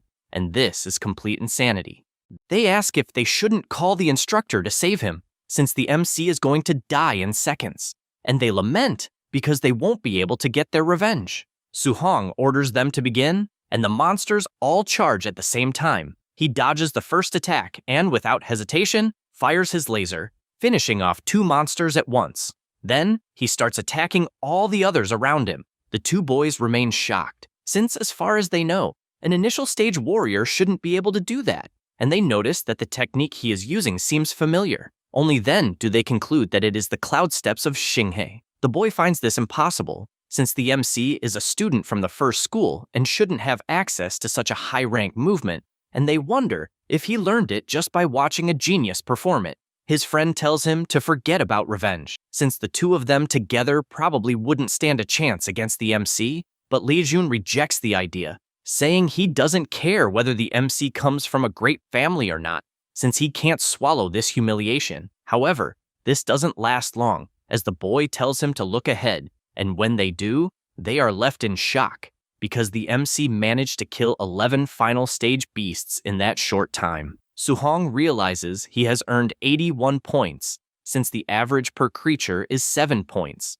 and apparently the stronger he gets, the harder it becomes to earn points. He looks to the side and notices more creatures approaching, so he decides to get up, since he doesn't have time to rest. The monsters attack, but he activates his flaming fist and starts striking all of them. After that, more monsters approach, and he becomes increasingly excited, wanting martial points. Because of that, he keeps advancing, killing more and more monsters to score points. Meanwhile, the two boys watch everything, and Leijun admits that hatred leads nowhere, so he has decided to forget about revenge. They move to another place, where people are surprised that Tiantuo and Xiaoyan crushed between 8 and 9 final stage monsters. At that moment, another boy appears asking if they managed to get the revenge they wanted. The two, frightened, say yes, but internally they are sweating cold, since if they hadn't been clever, they would be lying on the ground like dead dogs, and they realize that the training field is absurd, since it is full of ridiculous monsters. Suddenly, the two geniuses leave the training room. Tiantuo says he scored 280 points, while Xiaoyan scored 270 points. Everyone is impressed, since each final stage monster is worth about 5 contribution points. Tiantuo complains about having gained only 100 points from using the weighted vest. His friend says the same, since she only got 50 extra points. Everyone remains shocked at how incredible the geniuses are, and they know that all that remains is to fight for 4th place. Meanwhile, the two boys continue watching from afar, as they think everyone there is a bunch of fools, since there is a more terrifying monster in that training field that surpasses the 3 geniuses.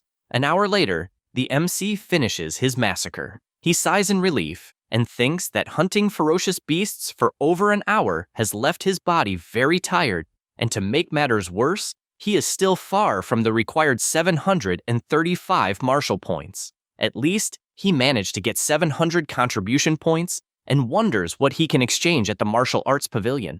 Just the points from the weight he used increased by 300 points. With that in mind, he goes to the martial techniques pavilion and, after checking the book, sees how many points each type of pill costs, as well as the cost of martial techniques. Rank A techniques are very expensive, since the cheapest one costs 2,000 points, and the prices of the pills are reasonable. The clerk asks if he will take anything, but she soon assumes that he looks like an initial stage warrior and probably cannot afford anything. The MC asks about the spiritual concentration pill, and she explains exactly how it works. He notes that the maximum level of spiritual concentration pills is 4 and costs 500 contribution points. With that said, he asks for the maximum level pill, which leaves her completely shocked. She tries to explain that it costs 500 points, but he replies that it's not a problem. She cannot believe that there is a warrior with 700 contribution points in that camp so early, and still indignant, she hands over the product. He thanks her and asks if they have any alloy spear with dual lightning and fire attributes.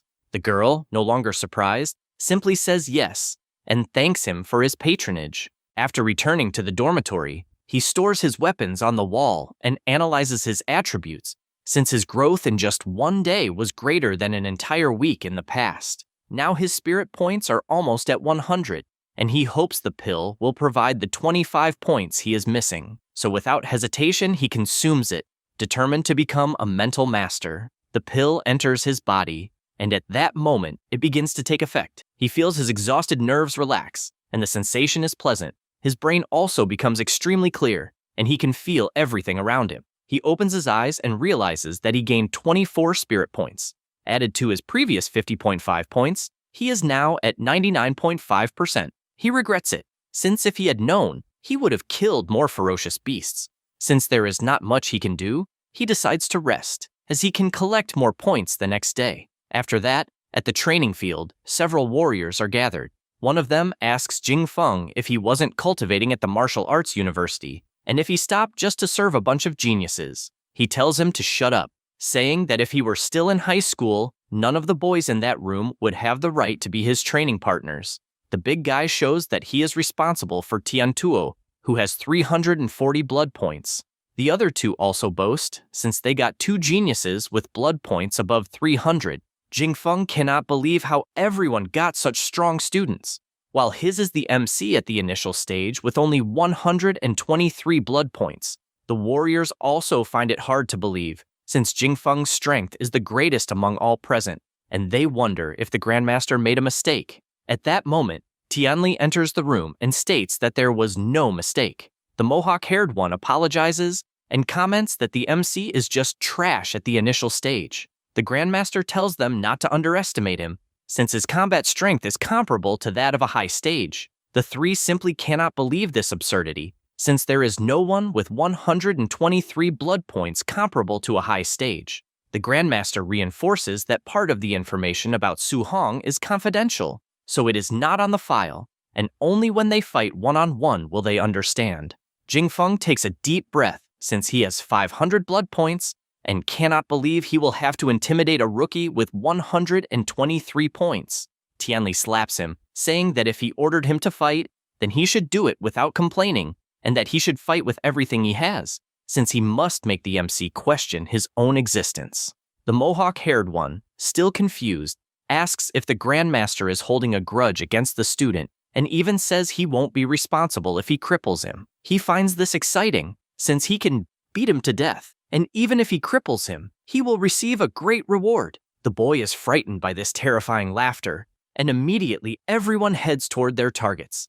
At night, each high-level warrior hunts their target student, and the camp turns into chaos, since no one understands what is happening. The MC wakes up imagining that a surprise attack is happening, and at that moment, someone attacks his door. It was Jingfeng who, upon entering the room, strikes the bed directly, forcing Su Hong to jump. He imagines that he has heard that the countless races usually hunt human twins to weaken their forces, and considers if that is the case. He grabs his spear and prepares himself, since he does not know his opponent's level. Jingfeng laments, because his target is indeed an initial stage, and the MC is startled since the guy is a high-level warrior and not a shape-shifting monster. However, he finds this amazing, because if he manages to defeat him, he will gain the last 5 martial points needed to become a mental master. Jingfeng cannot believe that not only did the MC not run away, but he also chose to counterattack and thinks this is madness. He defends the attack, and immediately the warrior realizes that his target's combat power matches a high stage,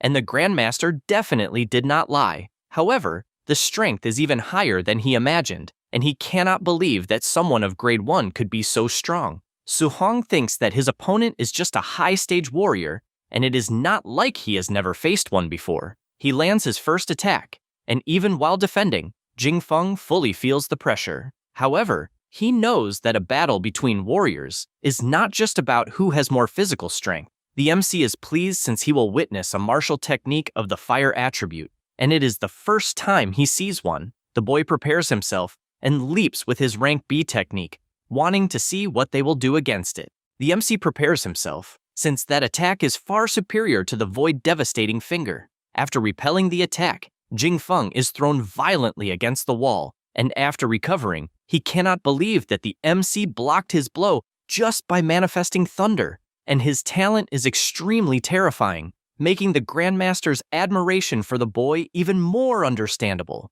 Jingfeng comments that it is indeed a pity that his target does not know any spear technique of the thunder attribute, since otherwise it would be a much more difficult fight. Su Hong replies that he indeed does not know any such technique, but decides to add the fire attribute to even things out and becomes enveloped in the mixed power of thunder and fire. The warrior simply cannot accept what he is seeing, since someone fused 2 attributes, something that should be impossible. He cannot accept this, since attributes repel each other, and it is a truth that every warrior knows. He starts to break into a cold sweat, since attribute fusion, especially thunder and fire, was only a legend. The MC wastes no time and advances, and Jingfeng, with little way to react, uses his blazing flames.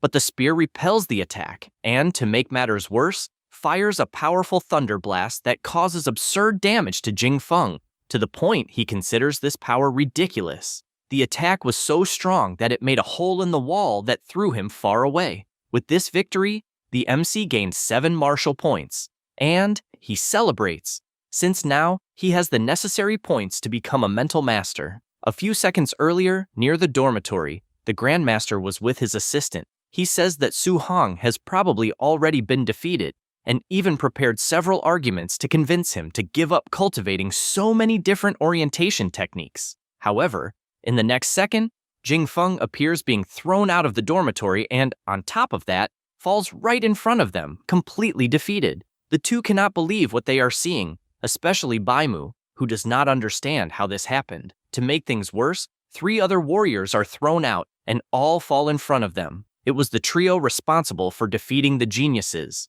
but they were completely useless. The 3 students go to the hole in the wall to ask the Grandmaster to send stronger warriors next time. However, Tiantuo notices that there are 4 bodies on the ground, and the girl wonders if someone managed to defeat a warrior faster than them. Xinghe comments that it is probably a weak warrior who was defeated very quickly by someone random. Baimu is outraged by these comments, since Jing Feng is the strongest among the 4. The Grandmaster analyzes the situation, since he can understand the trio of geniuses winning because they are at the final stage. But the MC, who is at the initial stage, defeating a grade 2 faster than all the others is madness. He tries to imagine how he did it, and whether he has a high-level technique or an elite physique. At that moment, Linz appears shouting that something serious has happened.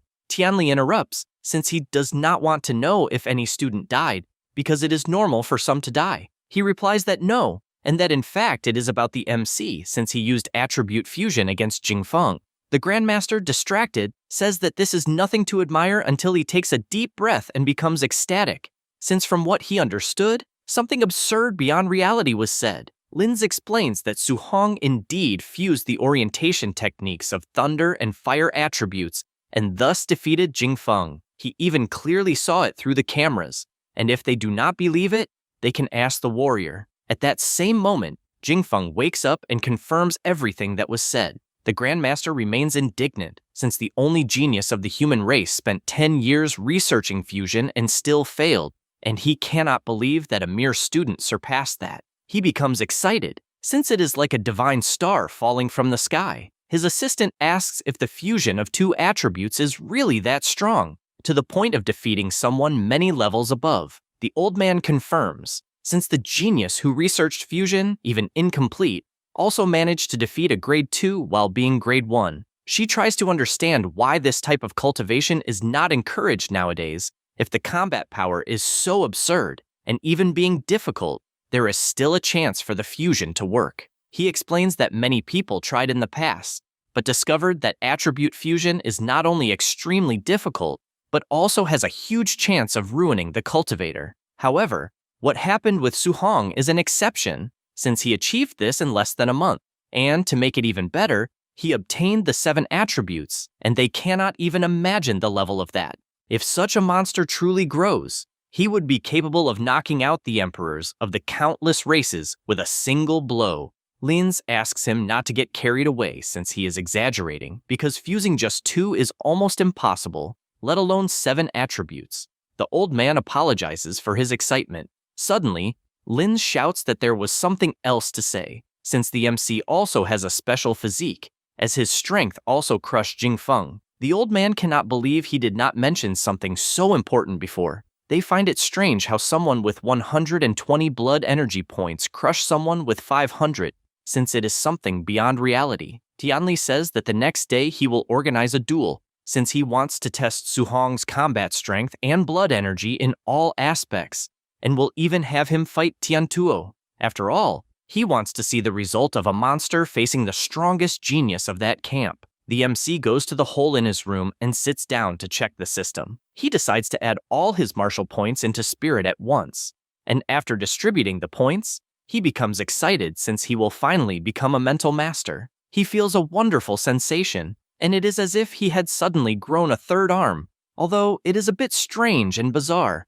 His spirit points surpassed 100%, and looking back, he decides to do a test. His bed rises off the ground, as do all the furniture in his room, since he can manipulate objects and also walk in the air. His next objective is to learn the rank A technique that Xiaoyan possesses, as well as Tiantuo's offensive technique. After that, the following morning, it is announced for everyone to gather in 1 minute, and each second of delay will cost contribution points. Immediately, all the students run out and gather at the designated location.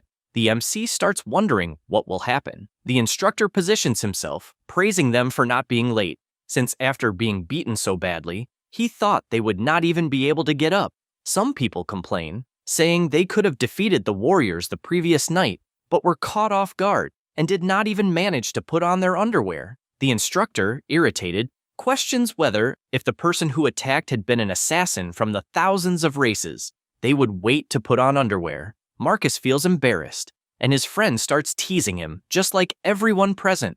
Su-hong reflects that, in fact, a real battle does not wait for you to be ready or not, and understands the people who are frustrated, since it was a tiring night. Lin says he will give everyone a chance, as they will carry out a complete test involving blood energy, combat power, spirit, physical strength, speed, and even the level of mastery of martial techniques. After the test, they will make an overall combat ranking, and the 10 best students will receive daily rewards in contribution points. Everyone already knows that the top 3 will be the trio of geniuses. As for the MC, he is only intrigued about what the reward for first place will be. Linz tells everyone to be quiet so they can go to the test location. They go to the temporary testing field, where there is a grade 2 strength meter. The Grandmaster observes that, in fact, Su-hong hides very well among the crowd, not drawing anyone's attention. One of the boys gets full of himself, thinking the Grandmaster is looking in his direction, but the MC knows this is a misunderstanding, as he is aware that the old man is actually looking at him. Tianli announces that he decided at the last minute that whoever ranks first in the overall score will receive, as a bonus, a rank A martial or movement technique. Everyone is surprised by the generosity, but they lament, as the prize will go to Tiantuo. The genius finds it interesting, since rank A techniques are difficult to obtain, as even influential families only have a few. Xiaoyan is excited about the possibility of choosing any technique, just like Xinghe, since he wants a skill that matches his Cloud Steps technique. The MC realizes that this time he will not be able to hold back, as he needs another rank A technique. The Grandmaster likes his gaze, as he wants to see how strong a young talent can become, and announces that the first fight will be Xinghe's, the second Xiaoyan's, and the third Tiantuo's. The students are surprised, as the test will start with the top 3, and no one else will have the courage to go, as they do not even want to imagine who the 4th member will be. Just as they think that, the old man points out that the MC is the 4th. As he suspected, he realizes that the Grandmaster has his eyes on him. The members of his school question whether he somehow offended the Grandmaster, since he had very bad luck. The others think it is absurd to place the 3 strongest first and then the weakest. Believing that this must be some kind of motivation for the other students, they move on to the first test, which is physical strength, and the cloud-haired comments that this test is not his strong point. He throws his punch at maximum power and scores 4,013 points. Everyone is surprised, as a score of 4,000 without any technique is incredible. The MC imagines that, if Xinghe can use a rank A movement technique, then his attack techniques must not be bad. Being at least rank B, the boy attacks again, using the hidden Cloud Gale Fist, and this time scores 5,642 points. The students are terrified, as this score is standard for a grade 2 warrior, and this coming from someone who claims physical strength is his weakness. Just by seeing the technique, the MC managed to copy it, but thought it was little that the score only increased by 1,600. Xiaoyan prepares for the test and scores 3,253 points. Su-hong knows it is normal for a mental master to be weak in physical strength, since what matters is spirit. She takes a deep breath and activates her attack technique, and once again, the MC copies the ability, finding it incredible how the training field is fantastic for acquiring skills. He wonders how many techniques he will manage to learn that day. The girl prepares and strikes the machine with her ability, achieving 5,942 points. The crowd is surprised, as it is a higher score than Xinghe's, and compared to the normal attack, it almost doubled the score. Meanwhile, the MC continues meditating, as within his space he is practicing the technique he just learned. After practicing for a while, he realizes that the ability can materialize anything, not just weapons, but even chairs, benches, or fierce beasts. However, the more solid the materialization, the more mental strength it consumes. With his current strength, it seems difficult to learn the ability immediately, so he decides to learn it slowly, since Tiantuo will enter soon and he needs to see his martial technique. The genius prepares, while everyone celebrates that the barbarian god will show what he is capable of with his overwhelming strength. Su Hong wonders what the difference is between her sovereign body and the body of the boy called the barbarian god. Tiantuo prepares, as he wants to show the gap between everyone, and delivers a powerful punch to the machine, leaving everyone shocked, as the machine almost could not withstand such force. The Grandmaster praises him, and the genius thanks him, saying he will proceed with the martial technique. The MC is happy, as he will finally see Tiantuo's offensive technique. The genius gathers energy in his hand and prepares to attack. Tianli is surprised, as that is the infernal bone flame fist. Su Hong immediately learns the technique, and as far as she remembers, it was in the martial pavilion costing 2,800 contribution points. Tiantuo does not hold back and delivers a powerful punch to the machine, achieving 7,534 points. It is enough to leave everyone in ecstasy, as it is a higher score even than Elite Grade 2 warriors. Once again, the Grandmaster praises him, and the boy thanks him for such words. The old man tells the MC to step forward for the test, and everyone starts mocking him, saying it is absurd to send trash to take the test right after 3 legends achieved the highest possible scores. The old man warns that first, he must use only a punch with pure physical strength, without any martial art. He says that is fine, and after preparing himself, takes a deep breath and advances, as he is determined to receive this reward. His punch is so strong that it explodes the place, and his score is 6,551. The Grandmaster realizes he underestimated the boy far too much, as his strength is monstrous.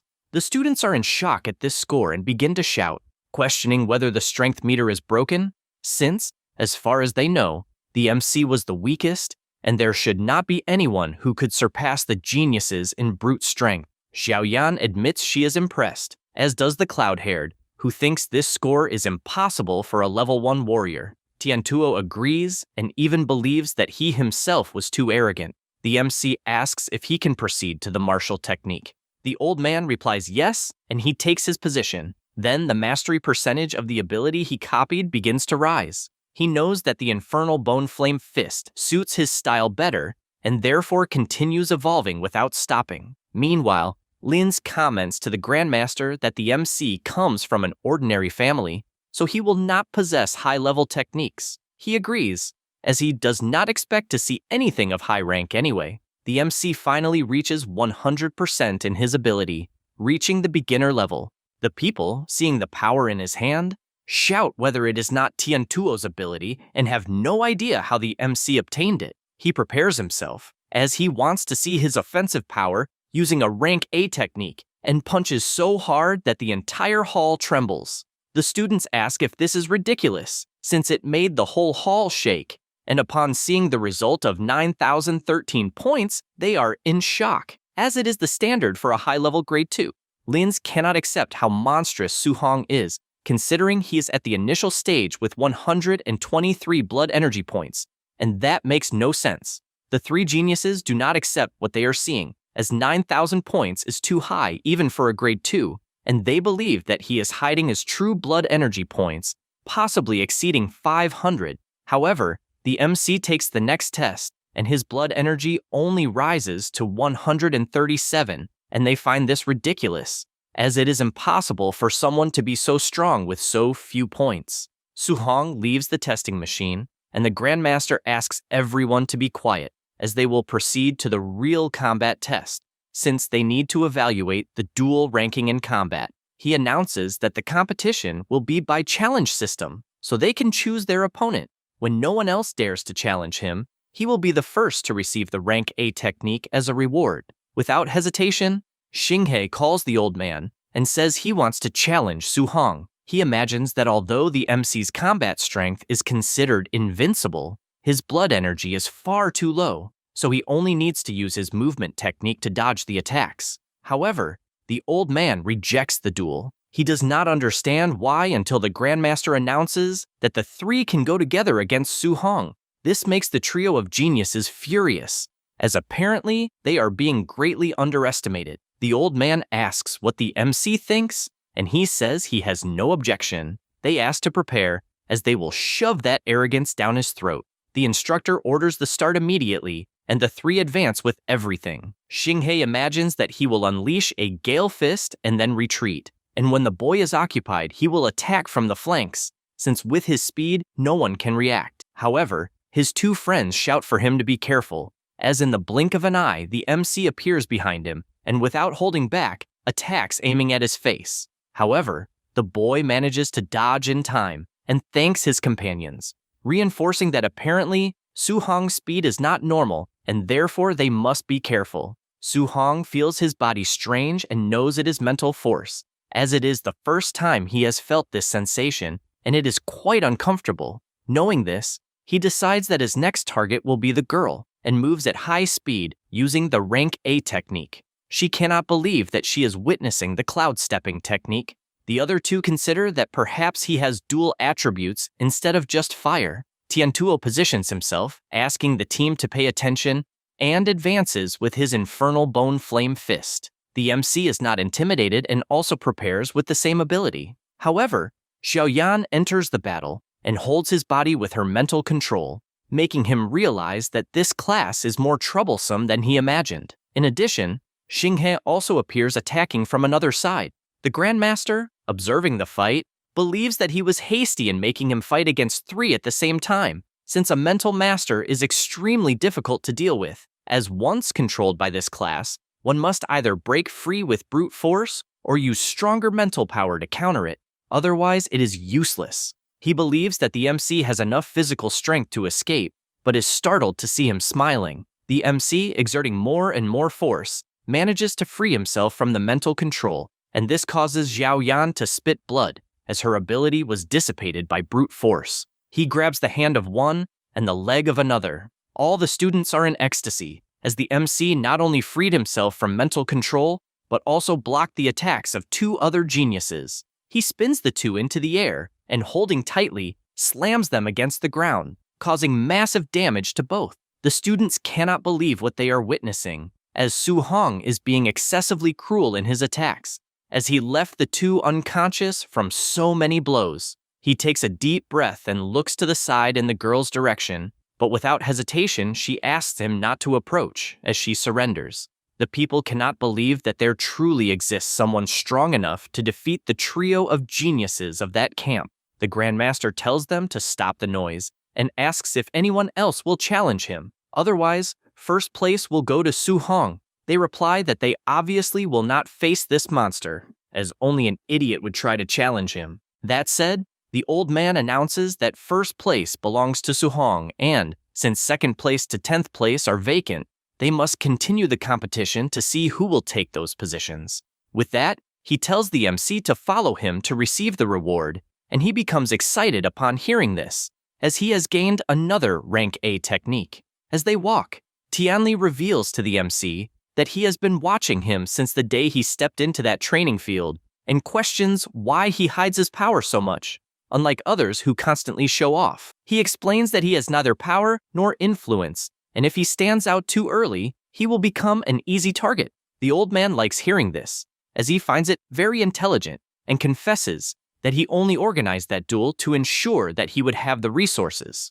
With that, he says that in the current world, the strong become stronger, and resources concentrate only among geniuses, and tells him not to hide his strength anymore, as he himself, as Grandmaster, will protect him if any problem arises. Su Hong thanks him for all of this. They go to the martial techniques pavilion, and the old man tells him to take the list of techniques. He asks him to look carefully, and the MC asks for a suggestion on which would be best to choose.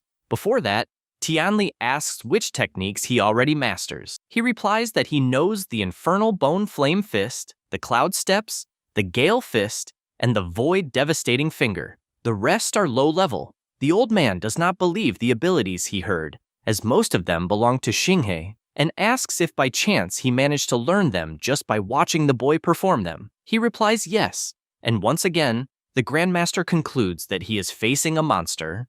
the saleswoman starts wondering who the MC is who is being personally accompanied by the Grandmaster. The old man points out that since he already has offensive and movement techniques, he should learn a control one and recommends the Flame Prison, rank A. It condenses spiritual fire energy into a prison to capture the enemy. Offensive techniques only need to attach energy to the weapon or body, but control techniques require the energy to leave the body. Most second-grade warriors cannot do this, and normally it would be impossible to recommend it to a first-grade warrior, but since it is Su Hong, the case is different. Tianli points out that he even knows this technique, and, because of that, will demonstrate it to show how it works. Immediately the MC thanks him, and the old man, activating his fire attribute, creates a cage of flames and explains that although the power of control techniques is inferior to attack techniques, their utility in combat is enormous. Then, he summons a fire arrow to demonstrate and attacks, simulating that some enemy had been caught by the cage beforehand. He admits that maintaining the flame prison while attacking is extremely difficult, since he himself only mastered it after becoming a third-grade warrior. Immediately, the MC refuses this technique, since even the old man had difficulties, so he will pick an easier one. The Grandmaster cannot believe he gave up so quickly, and internally thinks that geniuses are usually proud, but a monster like Su Hong knows how to listen to advice, and that means his future is limitless. However, reality is different, since during the demonstration the MC copied the flame prison technique, and since he already obtained it without even receiving the reward, he took the opportunity to pick another technique. The Grandmaster thinks about which technique he can suggest and recommends a defensive one. Su Hong noticed that it is an earth attribute one, the deep earth armor. It condenses earth energy on the surface of the body to create a powerful defensive armor. He gets excited, since combined with his incredible physique, he will have powerful defense. And so he agrees. The old man takes advantage of the situation and asks what special physique he has. He answers that he has the sovereign body. He says this and imagines it is the strongest body among the 3,000 existing physiques, and that there is a chance the old man will give him many techniques upon knowing this. However, Tianli comments that he has never heard of a physique with that name. The MC laughs and says that he actually made it up. The old man finds it strange and believes it is an unregistered physique, but thinks it must be something superior, since he was able to withstand a punch from Tiantuo, who has the barbarian god body, and he has never seen the strength of a first-grade warrior reach that level. Suddenly, his communicator rings and he asks what it is. Baimu says that the point system shows that Su Hong was still wearing the weight vest during the fight against the trio of geniuses. The old man, not believing this absurdity, asks if he was wearing the vest during the fight against the trio. The MC replies that yes, since if he took it off, he would not earn as many contribution points. He tries not to have a heart attack from so much shock, since he needs to learn that common sense no longer applies to Su Hong. Therefore, he tells him to forget about these points, since if he continues to succeed in challenges, rewards will not be lacking. With that said, the saleswoman says she will help return the weight vest and the MC thanks her. She boasts about being a respected second-grade warrior, but becomes terrified, since the moment he released the weight, it slammed hard into the ground. She asks how many kilos that vest weighs. He says it is 5 tons. The old man, observing this, no longer knows what to think, since the MC defeated the 3 strongest, and did it while using a weight of 5 tons. He calls his little monster, since he wants to give another rank A technique, as he remembers that he uses a spear, and Grandmaster Jianglin also uses one. Because of that, he himself has a rank A lightning spear technique, whose power is one of the greatest among techniques of that level, and he will take him to a duel against that Grandmaster's student, and, if he wins, he will give him the technique. The MC thinks this is not right, but the old man does not care, since his friend is annoying for always mocking others and therefore needs to be paid back. In any case, he tells him to get ready, since they will leave for Yangcheng early in the morning. At night, the MC returns to his room, which is completely renovated. He focuses since he obtained many new techniques and needs to cultivate them so they all reach beginner level by dawn. Meanwhile, the old man calls his old friend and tells him to prepare the lightning spear technique, as he will bring a student to challenge his place. Jangling tells him not to joke, since the Yangcheng training field produced a bearer of the wood spiritual body who has already advanced to 2nd grade. And in just 2 days, the boy has already managed to make spiritual energy leave the body with a rank A control technique. The student in question, in the middle of training, activates his ability and uses the wood prison. The vines attack the target but fall apart halfway. His master points out that control techniques are not something learned out of nowhere, and therefore, he should not be ambitious. The boy says he knows that, and even set a goal of 1 month to reach beginner level with this ability. Jangling, still on the call, asks if he heard that, and says that the students he trains are not trash. The old man gets irritated upon hearing this, and the spearmaster warns that his friend will show up with a student and asks him not to win too easily, pretending the fight is balanced. Otherwise, it would be boring. Chunfeng asks him not to worry, since he has talent for acting. On the afternoon of the next day, at the Yangcheng training field, the two finally arrive and the MC finds his first experience flying under those conditions incredible. They land in the arena and Jiangling welcomes them and asks what kind of genius he brought. He introduces the MC as a spearman at the initial stage of 1st grade.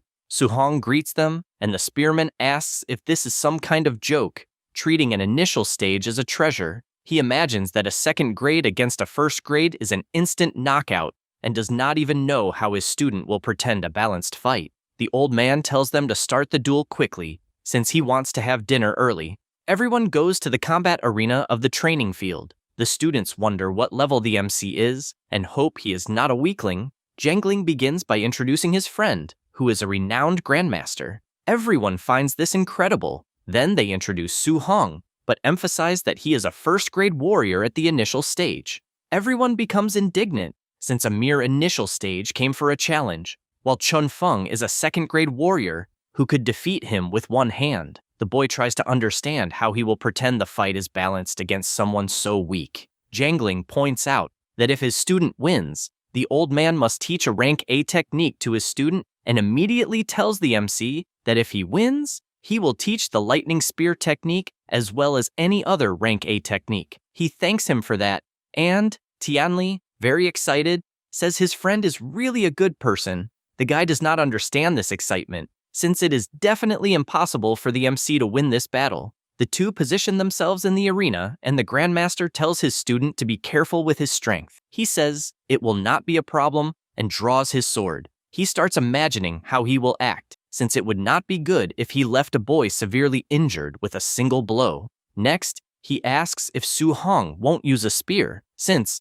as far as he remembers, he had one. The MC replies that for now, it's not necessary. That's because currently, he only knows a rank C skill, and if he used the spear, he would be at a disadvantage. Chun Feng, feeling underestimated since he misunderstood, finds this attitude very arrogant and, because of that, charges forward without thinking twice, as he wants to see how far this arrogance will go. He prepares his attack, but Su Hong easily dodges and instantly moves to the other side of the arena. Chun Feng realizes that his opponent is using a rank A wind style technique and finds that interesting. Because of that, he advances once more, since movement techniques are useless against his power. Then, he uses the wood prison, which grabs the MC's legs. He reflects that, as the Grandmaster said, control techniques are difficult to train, and, judging by it, the boy is a genius, so he will have to use force to break free. However, before he can even try, the magic dissipates,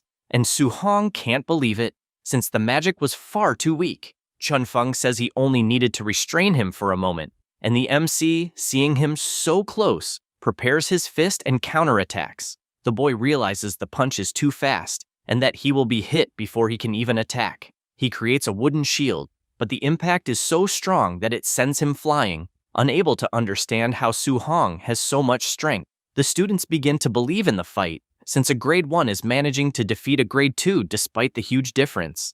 Tianli laughs and asks his friend what he thinks.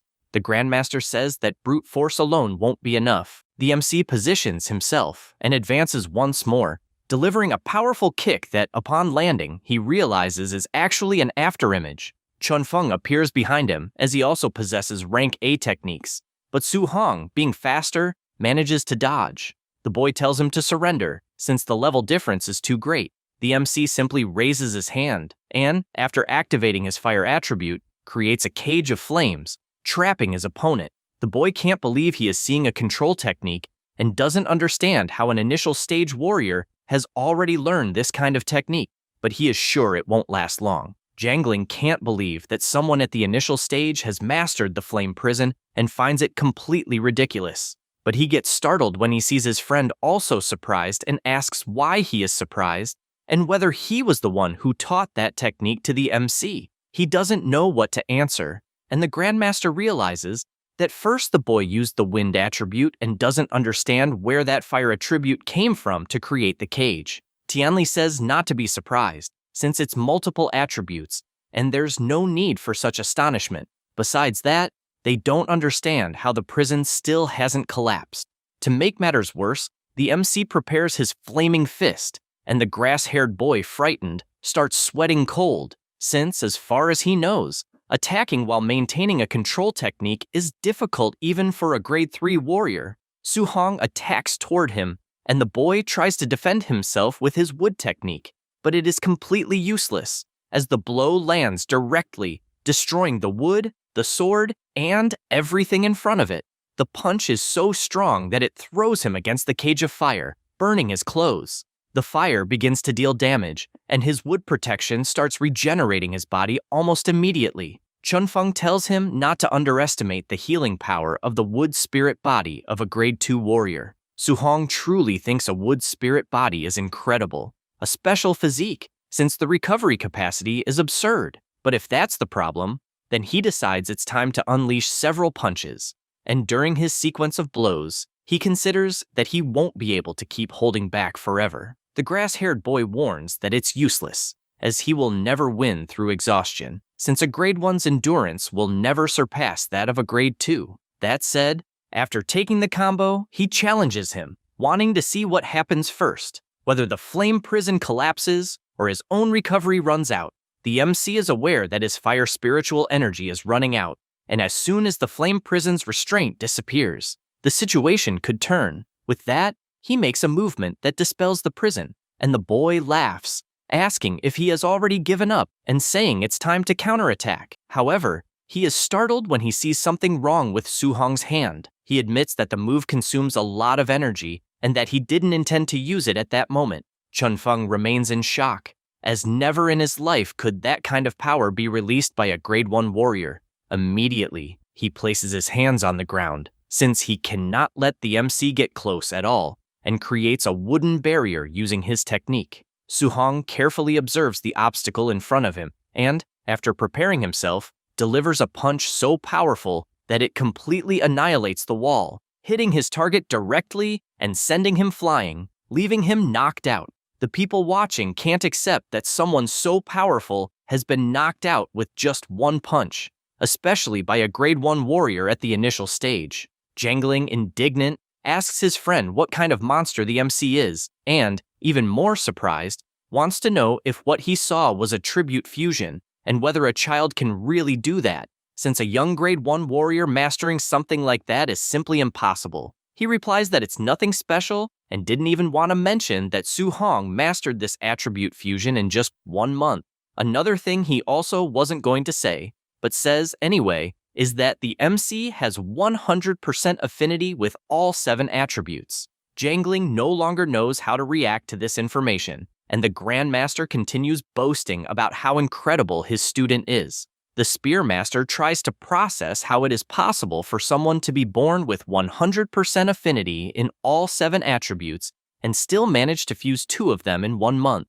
Tianli tells him not to forget the promise he made, since he wants to see him give the rank A lightning spear technique, and the other technique will be the supreme thunder palm technique. The Grandmaster says that's fine, since it was promised. They go to the training room, and the MC prepares to learn these techniques. Jangling can't get out of his head the fact that there is a monster in front of him, since he has never seen anyone like this in his life, but gets to the point, saying that the lightning spear technique is what he will teach, and that it is called 9 spears that break the heavens. He channels electricity into his fist and says that this technique, every 3 movements, forms a form, totaling 3 forms. The power of each form is greater than the previous one, and the difficulty of learning also increases. In addition, he normally would never teach a warrior below grade 4, but based on the talent he witnessed, he believes it won't be a problem. He tells him to pay close attention and activates the first form, creating practically an electric tsunami. Then he moves to the second form, overturning seas.